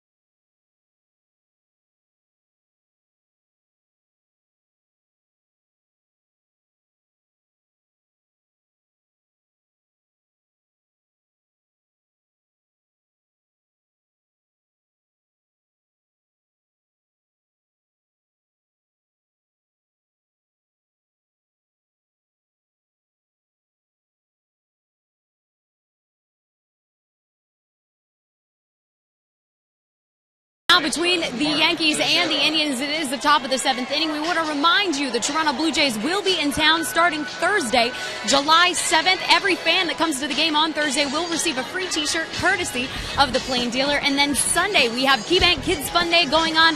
Jungle Terry will be here doing an animal show. There's all brand new activities out on the Gateway Plaza, and kids can stay to move it around the bases afterwards, sponsored by the Cleveland Clinic. Get your tickets now for Thursday and Sunday. Log on to Indians.com. You can get tickets as low as $8. Matt, Rick will send it back up to you guys.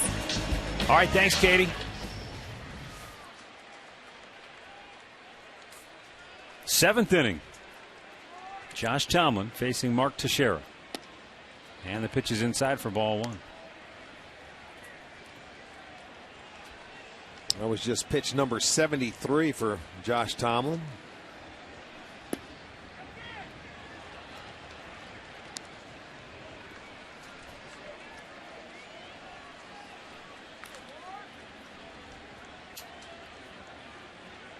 Now the 2-0. And Teixeira looks at a strike to make the count 2-1. 75 tosses for Tomlin, and he's been his very typical self tonight. That ball ripped up the middle in the first hit of the game, allowed by Josh Tomlin. Comes here in the 7th inning. Skipped right off the top of the mound into center field. Still a heck of an effort once again by Josh Tomlin. Yeah, fans going to give him a little ovation here. It was a very nice job by Josh going into the 7th. But you can see that approach there by Mark Teixeira. Took the 2-0 pitch for a strike and then just goes right back up the middle. Didn't try and do too much. That was not a bad pitch by Tomlin, but he stayed on it and took it right back where it came from. So the Yankees get their first hit.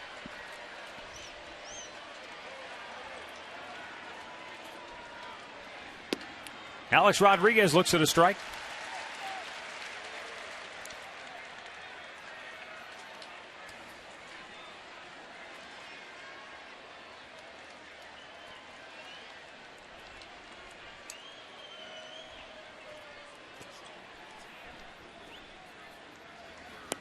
Down low. 1-1 to count.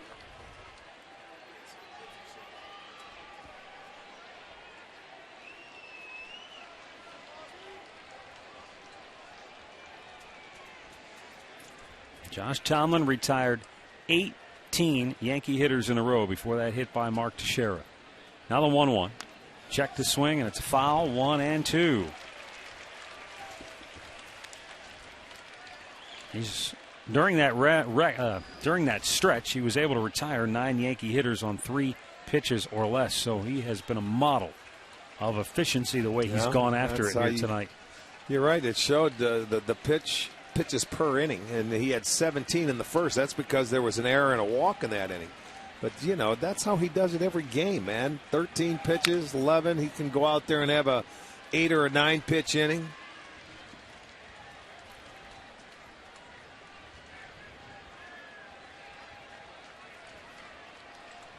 And looking for a ground ball here.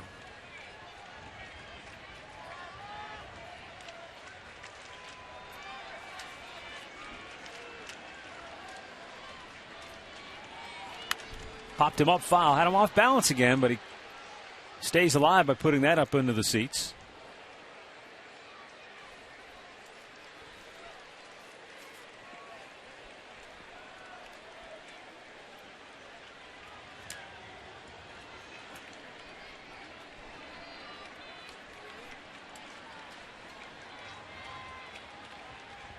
Santana calling for the off-speed pitch here. And the 1-2. Got him. He went chasing. And that's 5 strikeouts for Tomlin. 1 down here in the 7th. You know, it was interesting, Rick. He initially called for the fastball, and Tomlin said no. And he got the off-speed, the slider down and away. Yes, he did. He went with that slider. Get it away, and it was off the plate. He had a 1-2 count, so there's no reason to mess around inside. And if he wants to hit that pitch or go with it, you're pretty much going to hit it on the ground. That's what he was looking for, but he chased it. Came up empty. He gets the strikeout.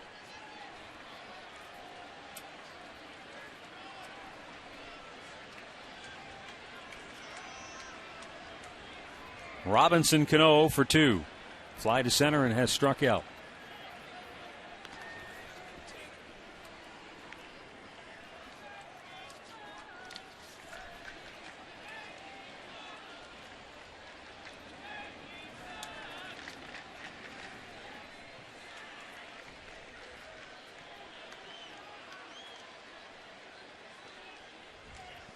Breaking ball hit weakly toward third. That's Nothing going to stay fair. Yeah.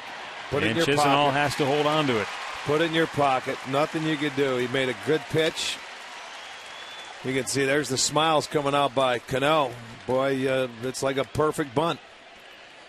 Well, at least he gave up a legitimate hit earlier in the inning, and that wasn't the first one he allowed. He did, too. He made it just elevated, and he just tops the ball, and it stayed fair. It didn't have any chance of rolling foul, so Chisenhall just picks it up. He wasn't going to get anybody, so put it in your pocket. Second hit in the inning. There's first and second now with one out, and that's what you do. You just smile and say, that's beautiful. I'll take it. And so now Nick Swisher to the plate. Now Swisher is 0 for 2 tonight. And in each of his first 2 plate appearances, he and Mike Estabrook have, not only have they not been on the same page, they're in different classrooms.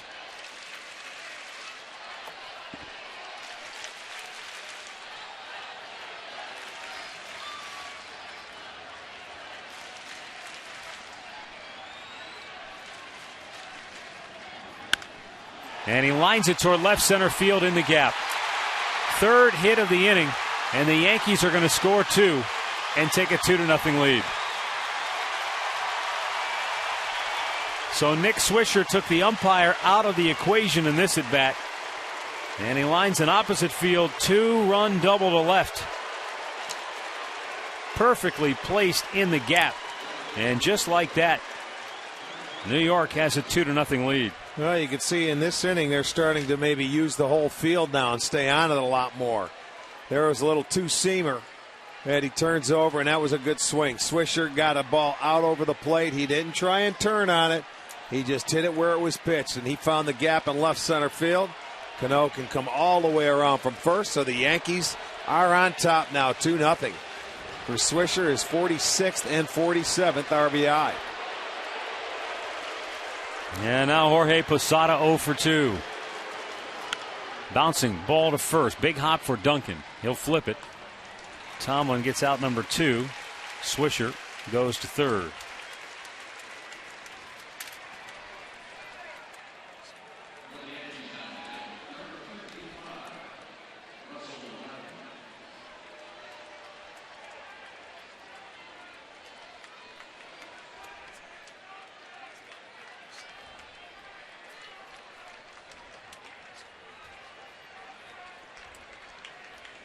Russell Martin 0 for 2.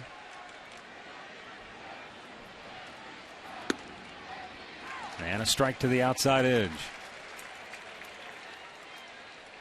Martin tried to bunt his way on in the second inning, was thrown out. Last time up, he had a liner right at second baseman Orlando Cabrera.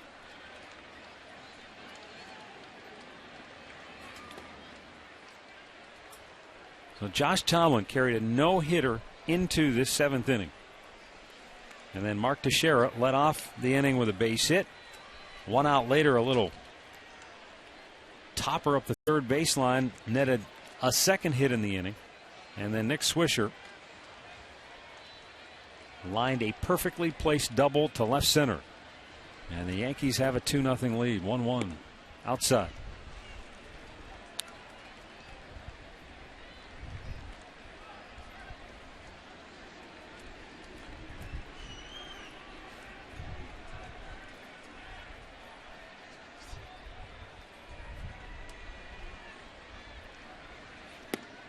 Swung on and missed, 2-2.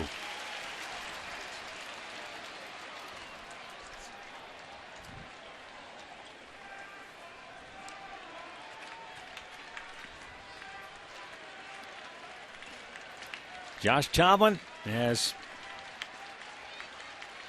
really pitched a gem here tonight. The 2-2. Little tapper back to the mound. He'll fire it over to first to end the inning. But New York has taken a 2-0 lead now as we go to the 7th inning stretch. Brought to you by the Cleveland Clinic. Indians fans, it's time to get up and let's move it.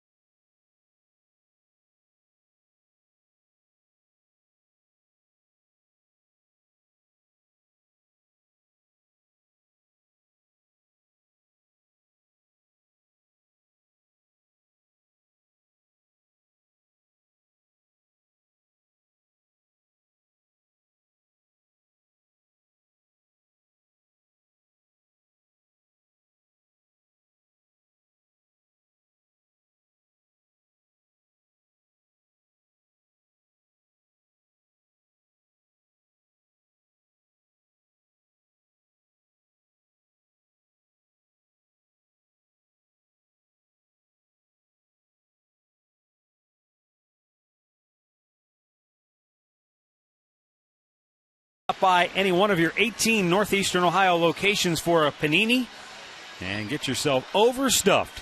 You can also log on to paninisgrill.com to find the nearest location to you.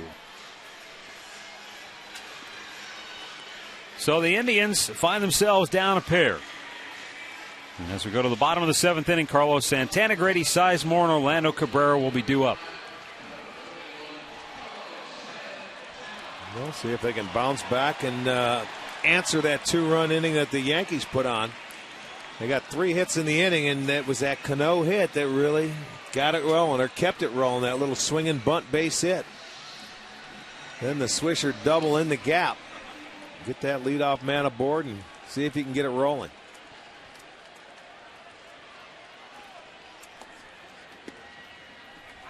Carlos Santana has flied to center.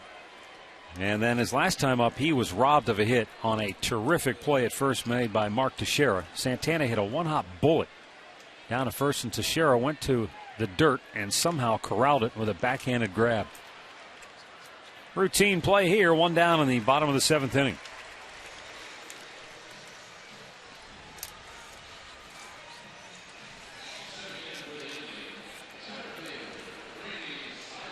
Grady Sizemore 0 for 1 with a walk. Grady walked to lead off the 5th inning, but nothing came of it for the Tribe.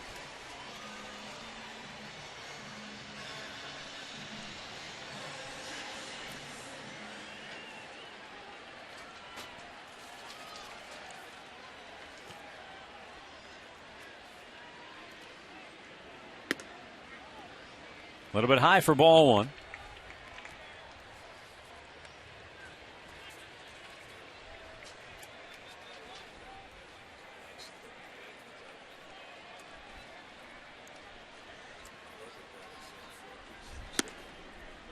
Up too high, 2 balls, no strikes.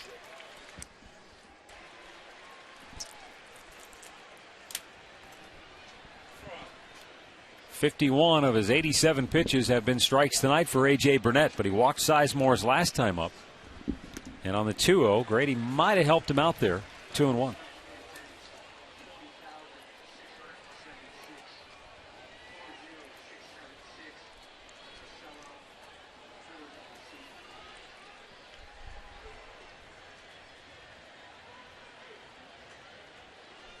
The 2-1. Count evens up, 2 balls, 2 strikes. With 1 down here in the bottom of the 7th. Tribe down 2-0.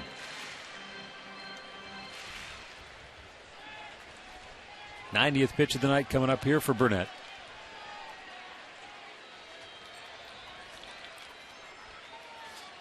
Yankees outfield shading Sizemore the other way toward left.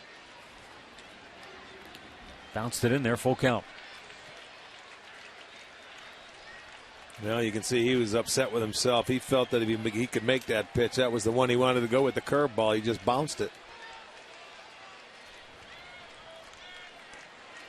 2-run lead here. I figure you got to go with a fastball, don't you? Fastball away.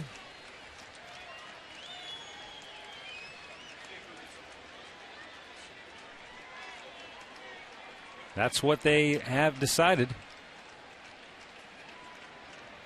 And he missed his location badly. And it's ball 4. So a 1-out walk will bring up Orlando Cabrera. Second time Sizemore has walked tonight. Sports Time Ohio and Jimmy Hamlin want you to play golf at 10 of the best courses in Northeastern Ohio. You'll get a chance to play each of the 10 for as little as $25 a piece. Now, the card costs $49.95, so it pays for itself if you play twice. Little Mountain, Stonewater, Aurora Country Club, Sweetbriar, Peak and Peak, Whispering Woods, Shale Creek, Ashland Country Club. Log on to STOHD.com, visit the marketplace, and purchase your Tee It Up Ohio golf card today. Orlando Cabrera 0 for 2 here tonight.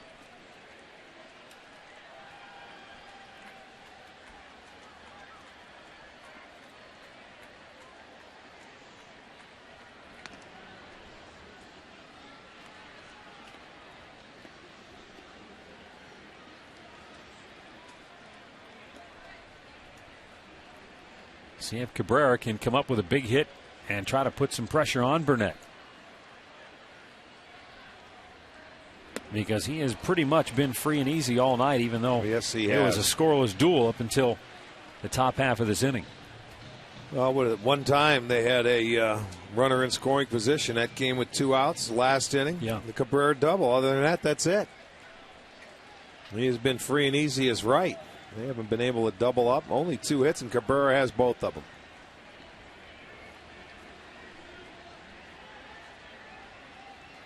And Orlando waves at a ball in the other batter's box. 2 down.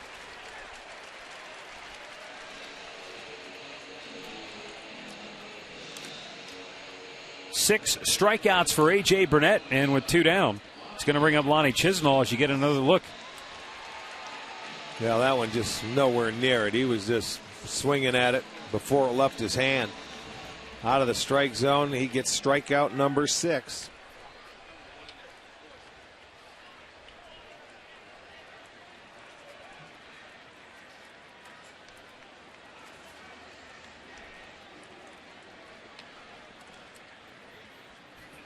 Now, Lonnie Chisenhall has fouled out and been called out on strikes. You talk about baseball being that game of making adjustments, pitch to pitch, at bat to at bat. Chisenhall trying to turn the tables on Burnett here, 3rd time around. But he pops it up.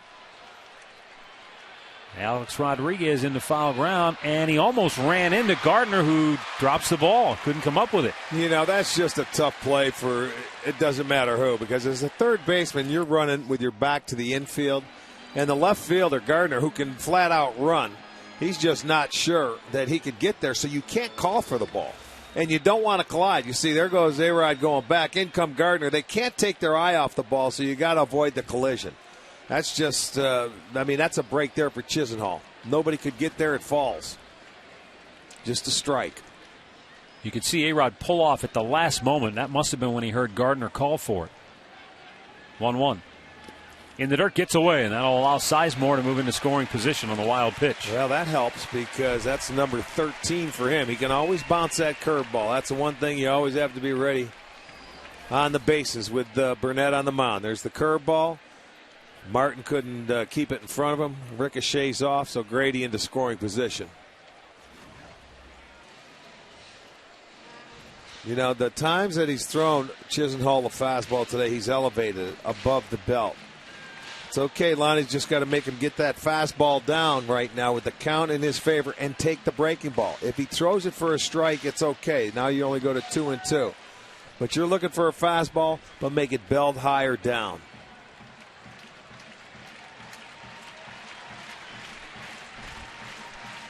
The 2-1. Chisenhall bloops it, and that will find the seats. See, he's elevating it to him, and he's having a tough time catching up to it.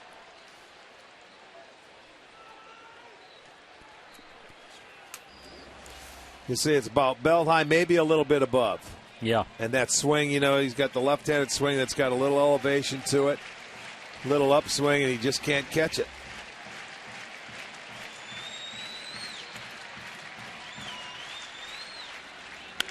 Bounced toward first. Oh, what did it hit? Hit the lip. Hit the lip over there, right at the cut. Thing shot straight up in the air, didn't it? Around first base. Yes, it did. It came back to Scherer, was telling the umpire at first, Jeff Nelson, about it.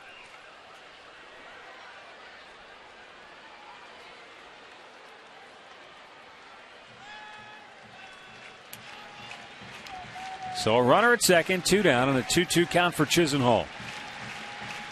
Drive down 2. And it's down and in, full count.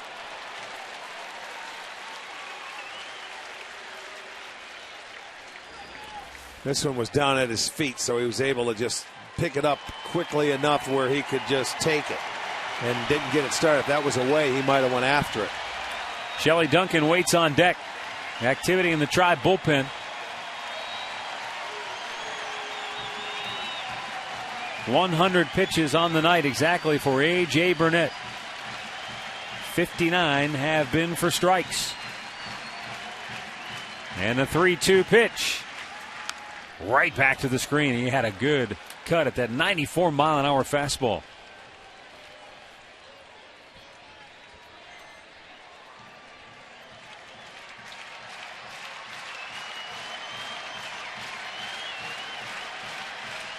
Burnett and Chisenhall locking horns here in the 7th. 3-2 pitch. High, ball 4, and the tying run is aboard. 2 walks in the inning. It's going to bring up Shelley Duncan.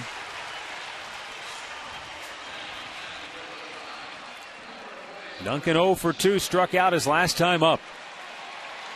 Yankees making the call, and their bullpen will now start to get busy as Burnett has just crossed the 100-pitch threshold for this evening.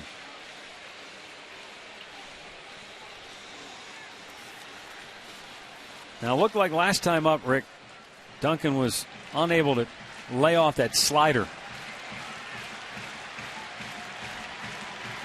Well, he's going to see it. He's going to see it again in this at bat. Starts him off with the breaking ball. That's the reason why he went at Chisenhall with something upstairs, trying to get him to swing at it. It was a little too high. There's Boone Logan, the left-hander. But this is certainly A.J. Burnett's game right now. He's got the 2 right-handers before you flip it over to the top of the lineup, and he's saying, go get him, because he walked the guys on base, both Sizemore and Chisenhall. Still, he hasn't been in any trouble today. The 0-1 pitch. And it's 0-2.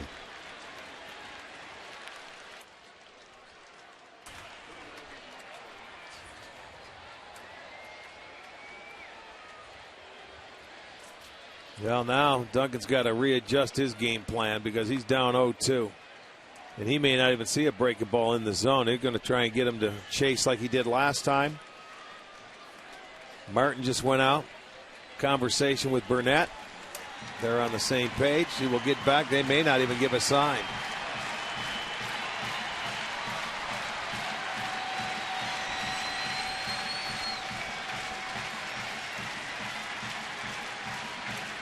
The 0-2 pitch. And he yanked it foul. He caught a break there because Martin wanted that ball away, and he got a lot of the plate with it. That's what I'm saying. When you mess around, you can make mistakes with breaking balls. You've seen 9 pitches tonight, Duncan, and all 9 have been strikes. Oh. See, there's one he left middle of the plate. Sure you see did. When that body moves back, you've got to make sure. But now, again, he could bounce that ball, too. And you could move the runners up if he tries to go too far outside. But, you know, you don't give him a fastball to hit. You want this one up high. And Duncan lays off. That's just a show pitch to get back to where he wants to get him out with the breaking ball. And that's what you wanted to do. That's where he wanted that breaking ball that he called for before. Would just give it to me away, and he's going to chase it. Duncan, a dead pull hitter. Came back again, and he missed his location. That time it hung almost inside. He's not trying to throw that ball in there. No. He's trying to throw that breaking ball down and away off the plate. He just gets under it, and that thing just spins right there. It wasn't even more of a backup breaking ball. But Duncan's approach, he's not shortening that swing by any means. And that's what the 2 catchers right there are talking about. He wanted it down. He threw that one in the dirt, and it's 2-2.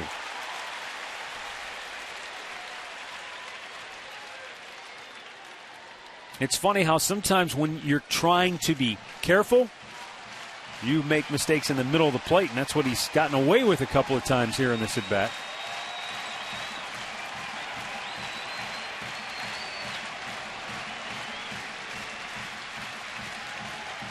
And now, another 2-2 pitch. Punches it the other way. Right field swisher on the run. Can't get there. Sizemore scores. Chisenhall into third. A 2-out RBI single by Shelley Duncan. He just punched that to the opposite field, and the Indians are on the board. It's a 1-run game, and the tying run just 90 feet away. Great for Shelley Duncan, man. I'll tell you, that was beautiful. It's going to be our McDonald's. I'm loving it because he did make the adjustment. He did give in, and he just caught a little fastball that was off the plate. Wasn't even for a strike, but you see the difference. He let it track deep into the zone. just slapped it the other way, and it falls in for a base hit. So they finally get the hit. There were 2 outs. Grady comes in to score. They cut the lead in half. It's 2-1. Nice job by Shelley Duncan. That's what you have to do when you get to 2 strikes. You know, he hung him a couple breaking balls and and he fouled them off, but he got the mistake of the fastball out over the plate. They just flared it in, and this is going to be Burnett's last hitter one way or the other.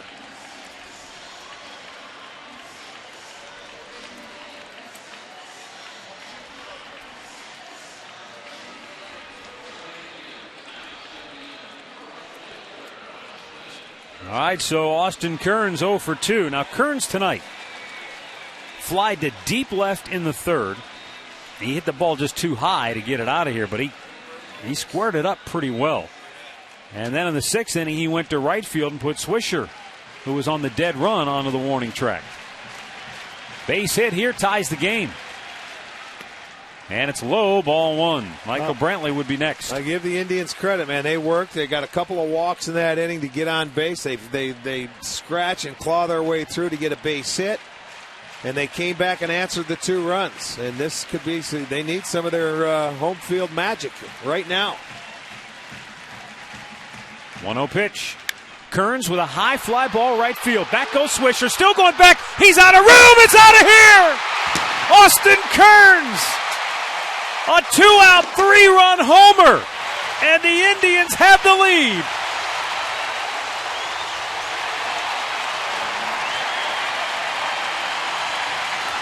I told you he'd hit 2 of the hardest balls in this game earlier, but had nothing to show for it. This time, he got all of it. Wow. This is his first home run of the year. And this is going to be our replay from great clips, great needs, great deeds, great clips, and a great swing. And that ball carried over the head of Swisher, gets over the line. 3-run homer. The Indians take a lead. Look at that. He is pumped right there. That's a good feeling. Now Michael Brantley takes a strike, and you have to believe A.J. Burnett is a little shell-shocked right now.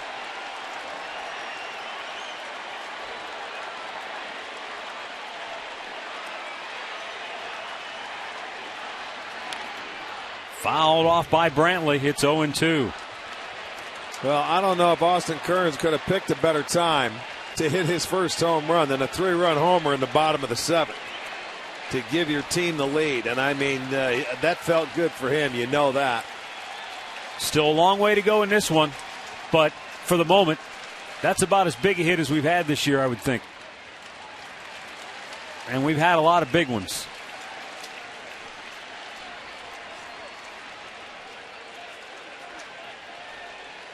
That's the 15th home run given up by A.J. Burnett. Brantley with a ground ball to second.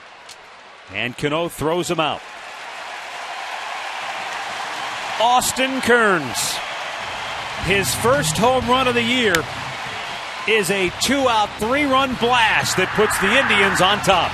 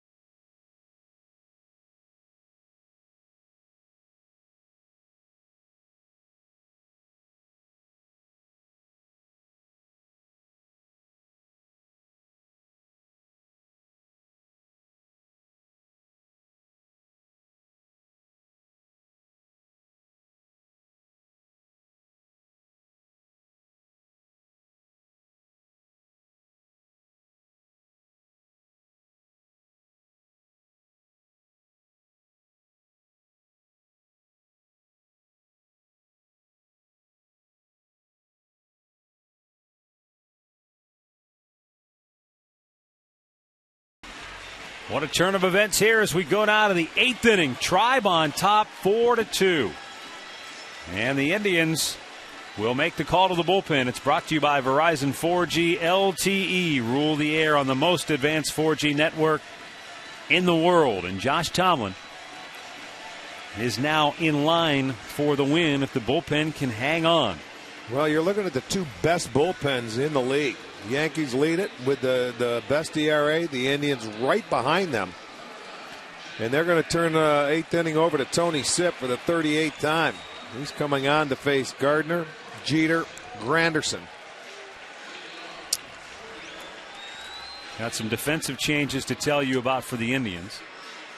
There's Josh Tomlin, who's out of the game now. Jack Hanahan has come on defensively to play at first base.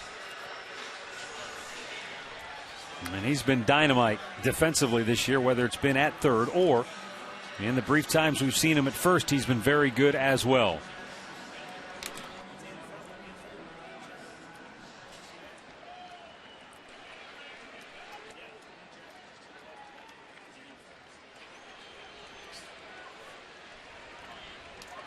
Brett Gardner will lead off for New York. Lefty-lefty matchup here, and a pitch is up high, ball one.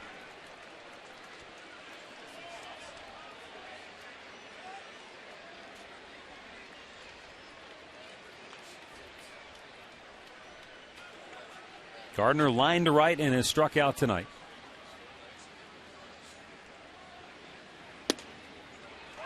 And Sipp fires a fastball for a strike. And there is Ann Feller, the widow of the late, great Bob Feller, who passed away this past winter, taking in a 4th of July ball game here at Progressive Field. And I'm sure enjoying what she just saw in the bottom half of the 7th inning. Yeah. No doubt.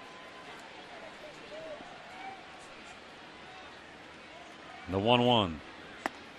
Beautiful pitch by Sipp, and he gets ahead 1-2 the count.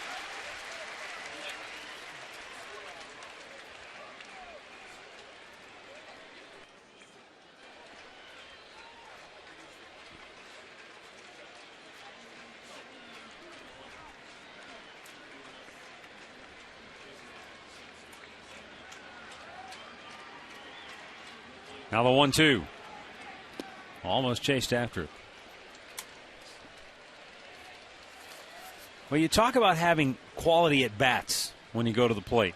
And in that 7th inning for the Indians, Lonnie Chisenhall had an 8-pitch at bat and drew a walk. Grady Sizemore had a 6-pitch at bat, drew a walk. Shelley Duncan had a 7-pitch at bat, and of course had the big RBI single. That was a very good at bat. That cumulative effect, too, making him throw a lot of pitchers deep in the game, getting a little tired. He was down 0-2 in the count, man, and they didn't chase a fastball up. He let him spin on a breaking ball until he got a fastball, and that was a huge at-bat. And then Kearns, of course, had the best at-bats of the night down there in the number 9 hole, and then finally left the yard. Hit one to left you thought was going out, hit a bullet to right center field, and then finally left the yard with 2 aboard. Huge hit for him. And that's what the Indians did early. They hit when they needed it. The 2-2. Gardner fights it off.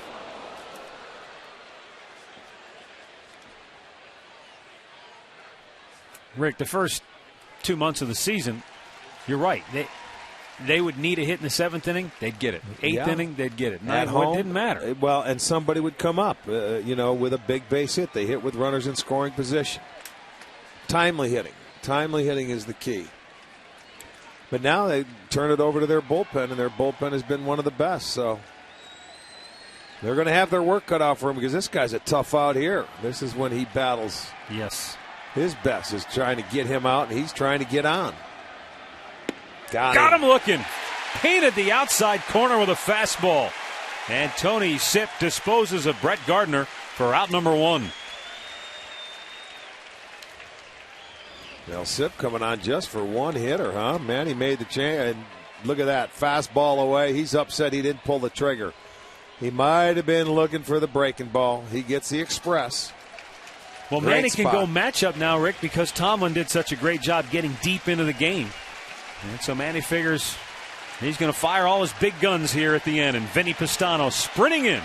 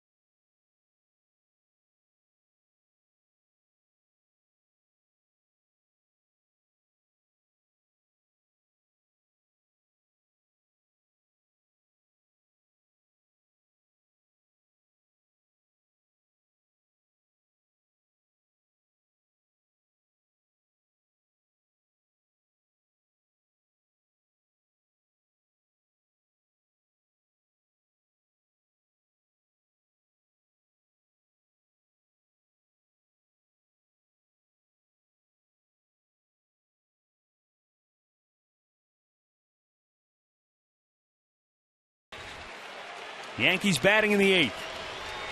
And with one out, Derek Jeter coming to the plate. Vinny Pistano on for the 34th time this year. A win, no losses, ERA 1.47.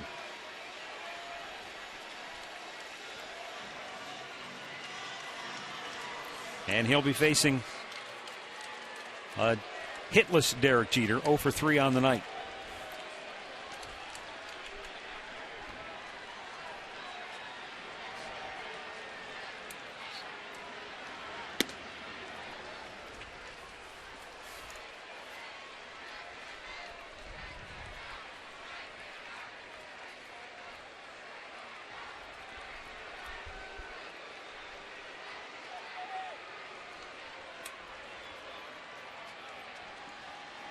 Swung on and missed.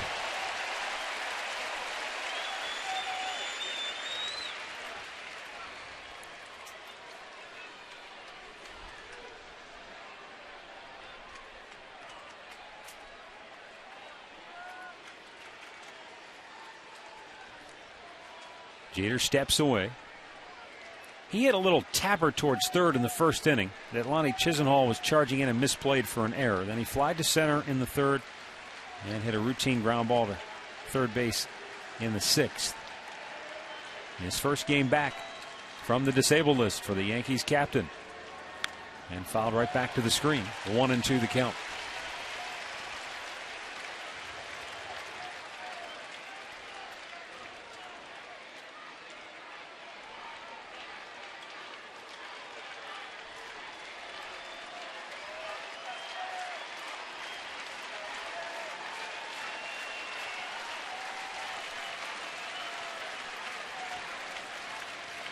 Fastball away, and the 1-2.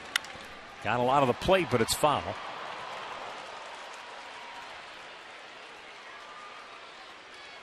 Rick, you and I were looking at the numbers earlier, and I don't know if they're just numbers or if there's more to it, but the Yankees, while Jeter was out, played very good. They were 15-5 with him out of the lineup. They averaged almost a full run more per game offensively. You think there's anything to that, or is it just they were in a hot stretch and they're a good team regardless? You know, they played well. Bloop to short, caught by Cabrera. 2 down. Hard to say, but it's a combination. When your pitchers, they've got enough weapons where if one guy goes down, they've got a lot of surrounding help. You know what I mean? He's not the make or break piece of the puzzle. No, he is not. I mean, you know, it could very easily happen. But to suggest they're a better team without him, I think that's going a little too far also. I definitely agree. Curtis Granderson looks at a ball outside.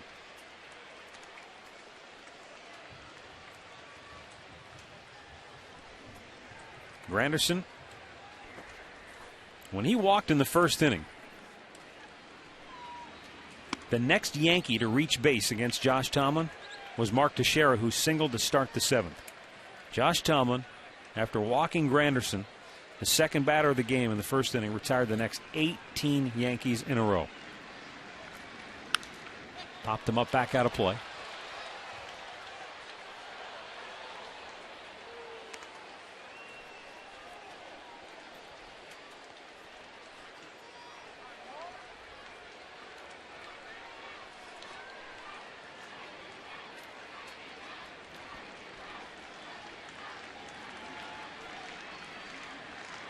Pistano ready with the 2-1. And that's drilled and gone. And it's a 1-run game. Well, Manny Acta, when he went to the right-hander Pistano, he knew he was going to have to face the left-handed hitting Curtis Granderson, who's been having a huge year hitting the long ball, but he liked his chances with that matchup. But Granderson takes him deep. 23rd time this year he's been able to run around the bases. That's all right. You don't walk him. You give up that solo home run, makes it a 1-run ball game, but that pitch is right down Broadway. And this guy hasn't missed many of those this year. He has had some kind of year. And it's a 4-3 game. You know the Yankees would be back.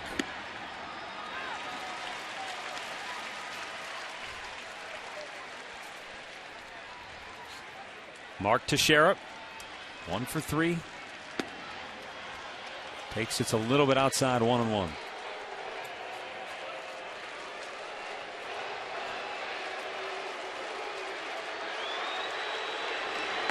And a strike is called. The count goes to 1 ball, 2 strikes with 2 down in the 8th inning.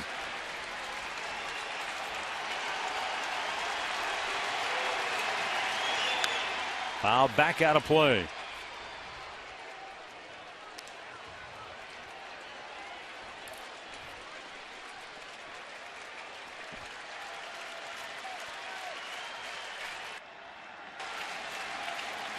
Now the 1-2. Oh, just missed outside. Very close. Tried to shave the outside part of the plate.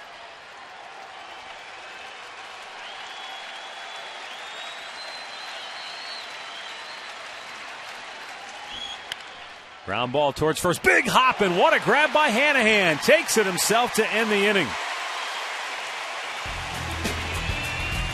Curtis Granderson with a solo homer gets the Yankees to within a run. We go to the last of the 8th. It's 4-3 Cleveland.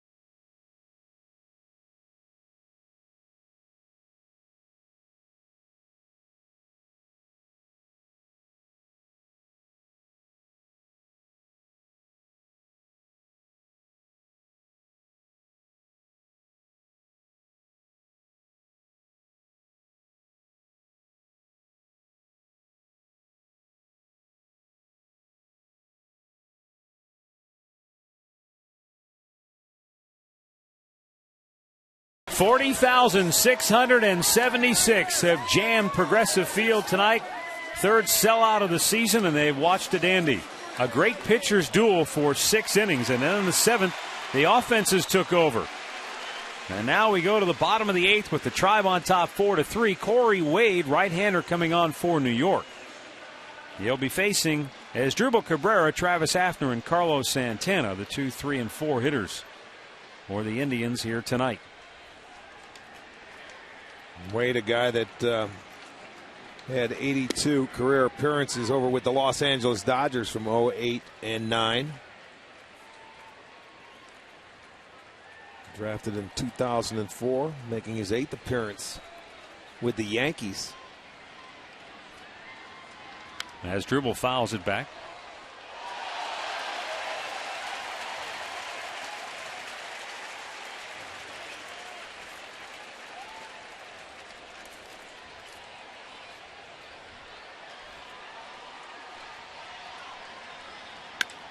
He punches one to right field. Back goes Swisher. And he'll make the catch. 1 away.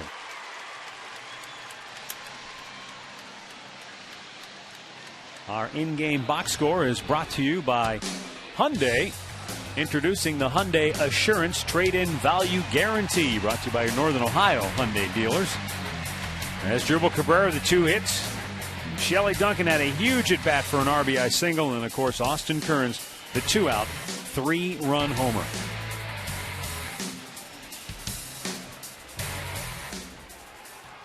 Travis Hafner 0 for 2 with a walk tonight.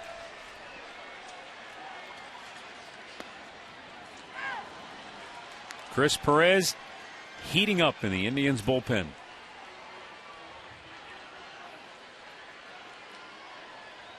Indians, Yankees, game 1 of this 3-game series. Remember, there are still plenty of seats available for tomorrow night and Wednesday. Boy, if it's anything like tonight, you don't want to miss it. And the weather looks like it's going to be outstanding all week long. So, Carrasco against Sabathia tomorrow night at 7. If you can't get down here to the yard, we'll have it for you. Tomorrow night on Sports Time Ohio. Ground ball headed up the middle. This might find the right spot. Cano can't make a play, and Hafner is aboard with an infield single. There's a case where the shift really cost the Yankees any chance to get Pronk. Yeah, you're not banking on him hitting a little soft ground ball sort of up the middle. Some teams will bring that shortstop all the way over to the second base side. If that's the case, they had it. But where Jeter's playing here, now if they had him over on the right side, it's an out. But they did not. They choose to keep him on the shortstop side, so it goes as a base hit for Hafner. 5 hits now for the Indians.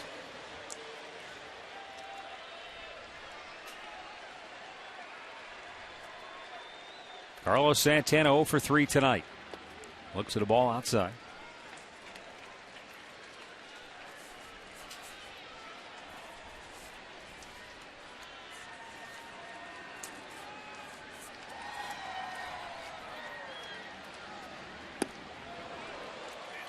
Really pulled the string on Santana that time, 1-1.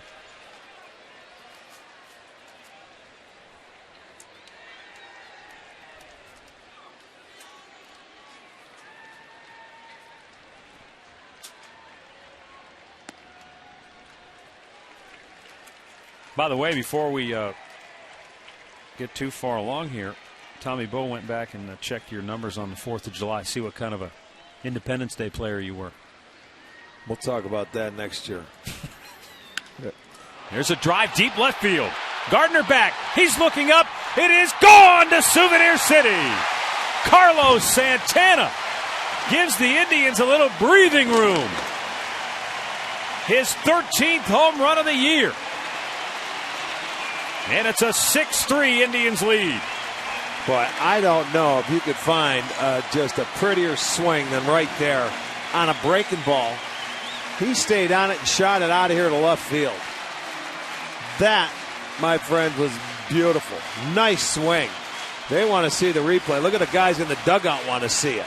I mean, he picked it up. It might have been about mid-thigh, but boy, he stayed on it. If he has a stroke like that, and I mean, that ball shoots out of here.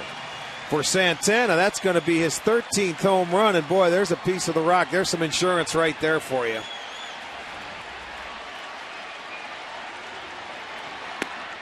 Grady Sizemore takes a strike. Boy, a couple of big home runs for the Tribe today. Well, all they needed was a little home cooking. You talked about it earlier. Get back home where they have played so well all year long. 10 games above 500 this year at Progressive Field, 24-14. And they've been a much better team hitting at home. Boy, I know one thing. Bruce Fields is going to go to that tape room and say, Carlos, I want you to watch this swing. Yeah. And the way he stayed on it was beautiful. The Indians have now hit 53 homers at home this year, 24 on the road. Yeah. It has been remarkable. There's the notes. And we'll go in there, and they'll keep an eye on that swing for a long time. Is that something, that one swing, that a point of reference now for Santana that Why he can wouldn't use? it be? When you can hit a breaking ball and take it out to left field, that means you are staying back and you let that ball get in. Even if it was elevated, a lot of times you'll be out in front. Boy, he waited on that beautifully, and he stroked it the other way. That was picture perfect.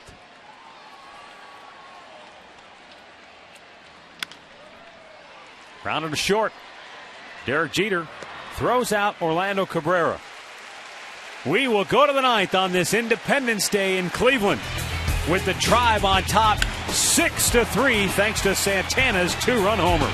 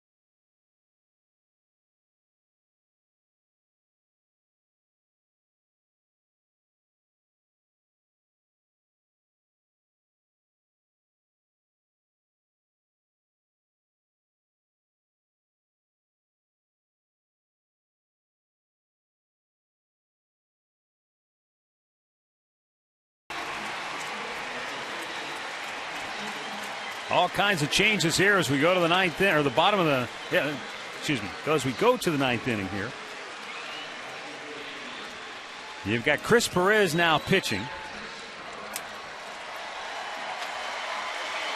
Tries for save number 20. Now Lou Marson has come into the game. He's behind the dish. Carlos Santana goes from behind the plate down to first base. And Jack Hannahan goes from first base over to third base.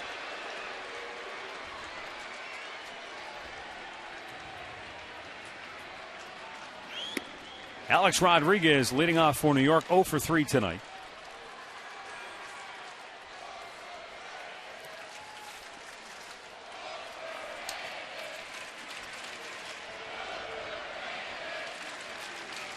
A-Rod with a bouncer toward short. As Dribble Cabrera throws him out, one away. Stay tuned for the Conrad's Tire Express and Total Car Care postgame show. It comes your way right after we wrap things up here tonight.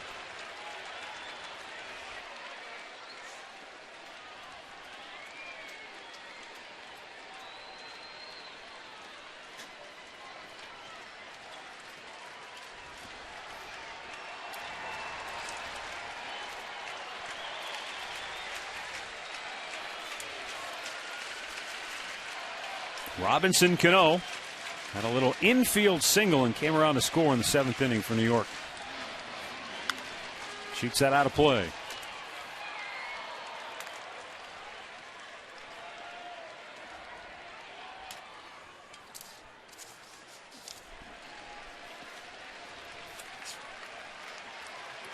Stay tuned for Chuck's last call best of clips coming up after the postgame show tonight. Strike called, 0-2. Perez with a 95-mile-an-hour fastball to get ahead. Normal start time tomorrow. We're back at 7 o'clock. Indians-Yankees game 2. And another great pitching matchup. Tickets available if you want to come down to the yard and check it out. If not, we'll have it for you here on STO. As Carlos Carrasco squares off against CC Sabathia.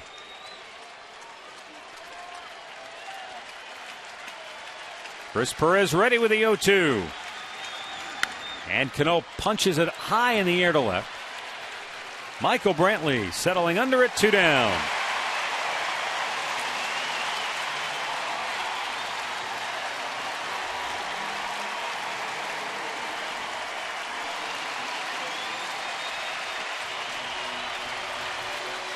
$40,676. Most of them in Indians gear, but as is always the case, a lot of Yankee fans here tonight. And Tribe fans taking great delight in the fact that they've got the lead here with 2 down in the 9th inning. Well, it'd be a great way to kick off your last week before the All-Star break with a win right here.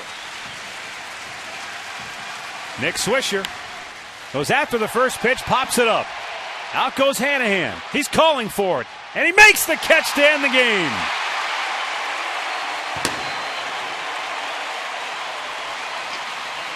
The Tribe comes from behind to beat the New York Yankees tonight by a final score of 6-3. Josh Tomlin wins it. He's 10-4 for the Indians. Chris Perez saves it. And for Chris Perez, that is his 20th save on the year. Losing pitcher A.J. Burnett, he drops to 8-7. With the win, the Indians are now 45-38. New York with the loss drops to 50-33. Indians using the long ball tonight. A couple of big home runs. And it's time now for our play of the game.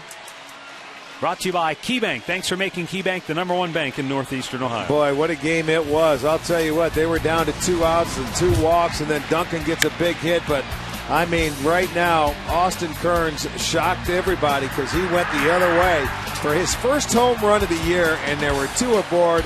He was thrilled to death. Look at that smile. He's been waiting for that to come out for a long, long time. That ended up being the game winner. That's going to be our KeyBank key play of the game. On a beautiful night here in downtown Cleveland, the Indians are victorious in Game 1 of this 3-game series, and they will stay atop the American League Central Division standings. Back with the postgame show next.